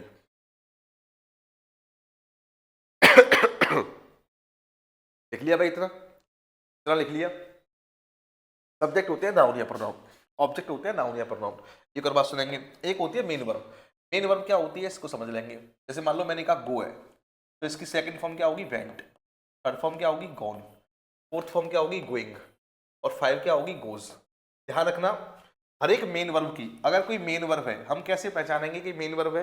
हर एक मेन वर्ब के बाद नानी नहीं आता है, खाना पीना, हंसना खेलना, कूदना, नहाना धोना, पढ़ना पढ़ाना, जाना खाना नहाना, जिनके पीछे नानी नहीं आती है उसे बोलते हैं मेन वर्ब। अब ये मत कहना हमारे नाना जी भी मेन वर्ब है क्या, हमारी नानी भी मेन वर्ब है क्या, नहीं वो नहीं है, वो एक्शन नहीं हो रहा ना कोई वहां पे, तो ये वर्ब हो गई। और एक और बात ध्यान रखनी, अगर कोई मेन वर्ब है तो उसकी first form, second form, third form जरूर होगी, और आईएनजी फॉर्म, आईएनजी फॉर्म को बोलते हैं B4 और ये बोलते हैं B5। जो B5 होती है वो होती है सिंगुलर, मैंने बताया था स्टार्टिंग में, और जो B1 होती है वो होती है प्लूरल। आपके लिए बेटा होमवर्क ये है कि आपको 30 से 40 मेन वर्ब अपनी अपनी कॉपी में लिखनी है। तो कैसे लिखेंगे, जैसे ये लिख लिया, एक, ये एक हो गई पूरी, एक है ये, फिर दूसरी लिखेंगे कम, सेकंड फॉर्म क्या होती है, केम। थर्ड फॉर्म भी क्या होती है, कम। कम केम कम। फोर क्या होगी, कमिंग। पांचवी क्या होती है, कम्स। ऐसे ये दो हो गई, एक दो, ऐसे ऐसे आपको 30-40 लिखनी है। First form, second form, third form, fourth form, fifth form. Fourth form क्या होती है, जब वर्ब की फर्स्ट फॉर्म में आईएनजी लगाते हैं, और ये होती है प्लूरल, ये होती है सिंगुलर, ध्यान रखना है आपको। ऐसे ऐसे आपको 30 से 40 लिखनी है, अपने लिए होमवर्क है ये आपके लिए, ये आपको याद भी करनी है। फिर लिखनी कौन सी है, कहीं से भी लिख सकते हो, यूट्यूब से लिख लो, कोई बुक पढ़ी हो वहां से लिख लो, जो आपके यूज में आती है डेली, खाना पीना, हंसना खेलना कूदना, नहाना धोना, पढ़ना पढ़ाना, छिपना छिपाना, जो डेली यूज में आती है वो वाली लिखनी है, फालतू की वर्ब नहीं लिखनी है, ठीक है। जो वर्ब की फर्स्ट फॉर्म होगी वो होगी प्लूरल, जो V5 होगी वो कैसी होगी, सिंगुलर। इन्हें बोलते हैं मेन वर्ब। क्या बोलते हैं साथियों, इनको मेन वर्ब बोलते हैं, जिनकी फर्स्ट फॉर्म सेकंड फॉर्म बनती है। एक और बात सुनेंगे, एक आपने सुना होगा हेल्पिंग वर्ब और एक सुना होगा मेन वर्ब। जैसे मान लो मैंने कहा सी इज गोइंग टू आगरा, छोटी मोटी बातें आपको पता होनी चाहिए, ठीक है। सी इज गोइंग टू आगरा, इसमें देखो दो वर्ब है, एक ये एक ये। ध्यान रखना, जो पहली वाली होती है वो होती है हेल्पिंग वर्ब और दूसरी वाली होती है मेन वर्ब। जो मेन वर्ब की हेल्प करती है, जो मेन वर्ब की हेल्प करने के लिए आती है उसे बोलते हैं हेल्पिंग वर्ब। मैंने कहा आपसे सुनना, मैंने कहा सी हैज अ कार, उसके पास एक कार है। अब देखो इसमें एक ही वर्ब है, जब एक ही वर्ब है तो वो मेन वर्ब है, ये होगी मेन वर्ब, ये हेल्पिंग वर्ब नहीं है, ये मेन वर्ब है। अगर सिंगल वर्ब है, जैसे दो हैं तो पहली हेल्पिंग दूसरी मेन, और अगर एक ही है तो मेन वर्ब होगी पक्का। दोबारा सुनेंगे, मैंने कहा सी हैज डन माई वर्क, उसने मेरा काम कर दिया है। अब देखो इसमें एक वर्ब ये है, एक वर्ब ये है, पहली वाली हेल्पिंग, ये वाली मेन। देख रहे हो यहाँ पे हेल्पिंग है और यहाँ पे मेन वर्ब है। यहाँ पे हैज क्या है, मेन वर्ब, यहाँ पे क्या है, हेल्पिंग वर्ब। तो कभी भी सेंटेंस में अकेले हेल्पिंग वर्ब नहीं आती है, अकेले मेन वर्ब आ सकती है, अकेले हेल्पिंग नहीं आएगी। अगर हेल्पिंग आएगी तो मेन भी आएगी, अगर हेल्पिंग आएगी तो मेन भी आएगी, अगर हेल्पिंग आएगी तो मेन भी आएगी। एक और देख लेते हैं, मैंने कहा दे हैव कार्स, उनके पास कार्स हैं। अब बताओ इसमें कितनी वर्ब है, एक वर्ब है, इसका मतलब ये मेन वर्ब है। अब ये क्या है, मेन वर्ब है। मान लो मैंने कहा they have done this, they have done this. अब बताओ इसमें कितनी वर्ब है, एक वर्ब ये एक वर्ब ये। ये कौन सी है, हेल्पिंग वर्ब, ये कौन सी है, मेन वर्ब। ये हेल्पिंग है, ये मेन है। हेल्पिंग वर्ब का मतलब होता है जो मेन वर्ब की हेल्प करती है, जो मेन वर्ब की हेल्प करती है उसे बोलते हैं हेल्पिंग वर्ब। यहाँ तक कोई दिक्कत नहीं है, ये छोटी मोटी बातें आपको पता होनी चाहिए। आपके लिए होमवर्क ये है कि आपको कुछ वर्ब्स लिखनी है, first form, second form, third form, वो याद भी करनी है, बहुत ही इंपॉर्टेंट। और भाई इस क्लास को बहुत अच्छे से पढ़ना, बहुत ही प्यारी क्लास है, बहुत ढंग से पढ़ना, ठीक है। और बताओ कोई दिक्कत हो परेशानी हो तो ये बात आपके समझ में आनी चाहिए, यहाँ तक कोई दिक्कत तो नहीं है भाई। और सब्जेक्ट कौन होते हैं, सब्जेक्ट होते हैं नाउन या प्रोनाउन, और प्रीपोजिशन के बाद क्या आता है, ऑब्जेक्ट आता है। प्रीपोजिशन कौन कौन सी होती है ये मैंने आपको लिखा दी है, कौन कौन सी होती है प्रीपोजिशन, ये आपको याद कर लेनी है। ये प्रीपोजिशन और भी होती है, और भी होती है, लेकिन मैंने उतनी लिखाई है जितना आपका काम चल जाए, ठीक है भैया, है ना। और डेस्पाइट का मतलब होता है के बावजूद, और इन स्पाइट ऑफ का मतलब भी होता है के बावजूद, दोनों का मतलब एक ही है, लेकिन डेस्पाइट के बाद ऑफ नहीं आता, ध्यान रखना। डेस्पाइट के बाद ऑफ नहीं आता है, इन स्पाइट के बाद ऑफ आता है, ठीक है। और तुम वैसे हिंदी आप अपने आप यूट्यूब वगैरह से गूगल वगैरह कर लेना, जानते सब बच्चे हिंदी वगैरह इनकी जानते ही होंगे, और नहीं जानते तो गूगल कर लेना, वैसे टॉपिक हम पढ़ाएंगे, आपको टेंशन नहीं। इंस्टेड ऑफ का मतलब होता है के स्थान पर, मैं चाय के स्थान पर कॉफी पीता हूं तो उसे बोलेंगे इंस्टेड ऑफ, ठीक है भाई, कोई दिक्कत तो नहीं साथियों। तो आज की क्लास को फिर यहीं पे समाप्त करते हैं। मैंने आपको बहुत अच्छी अच्छी चीजें सिखाई आज, तो भैया कमेंट बॉक्स में बता के जाना क्लास कैसी लगी। मिलते हैं नेक्स्ट क्लास में, तब तक के लिए अपना ध्यान रखें, ख्याल रखें, और रिवीजन भी करते रहें, और जो पढ़ाया है उसको बार बार देखें, कोई टॉपिक समझ में नहीं आया उसको बार बार देखें। मिलते हैं नेक्स्ट वीडियो में, तब तक के लिए अपना ध्यान रखें, ख्याल रखें। जय हिंद, जय भारत।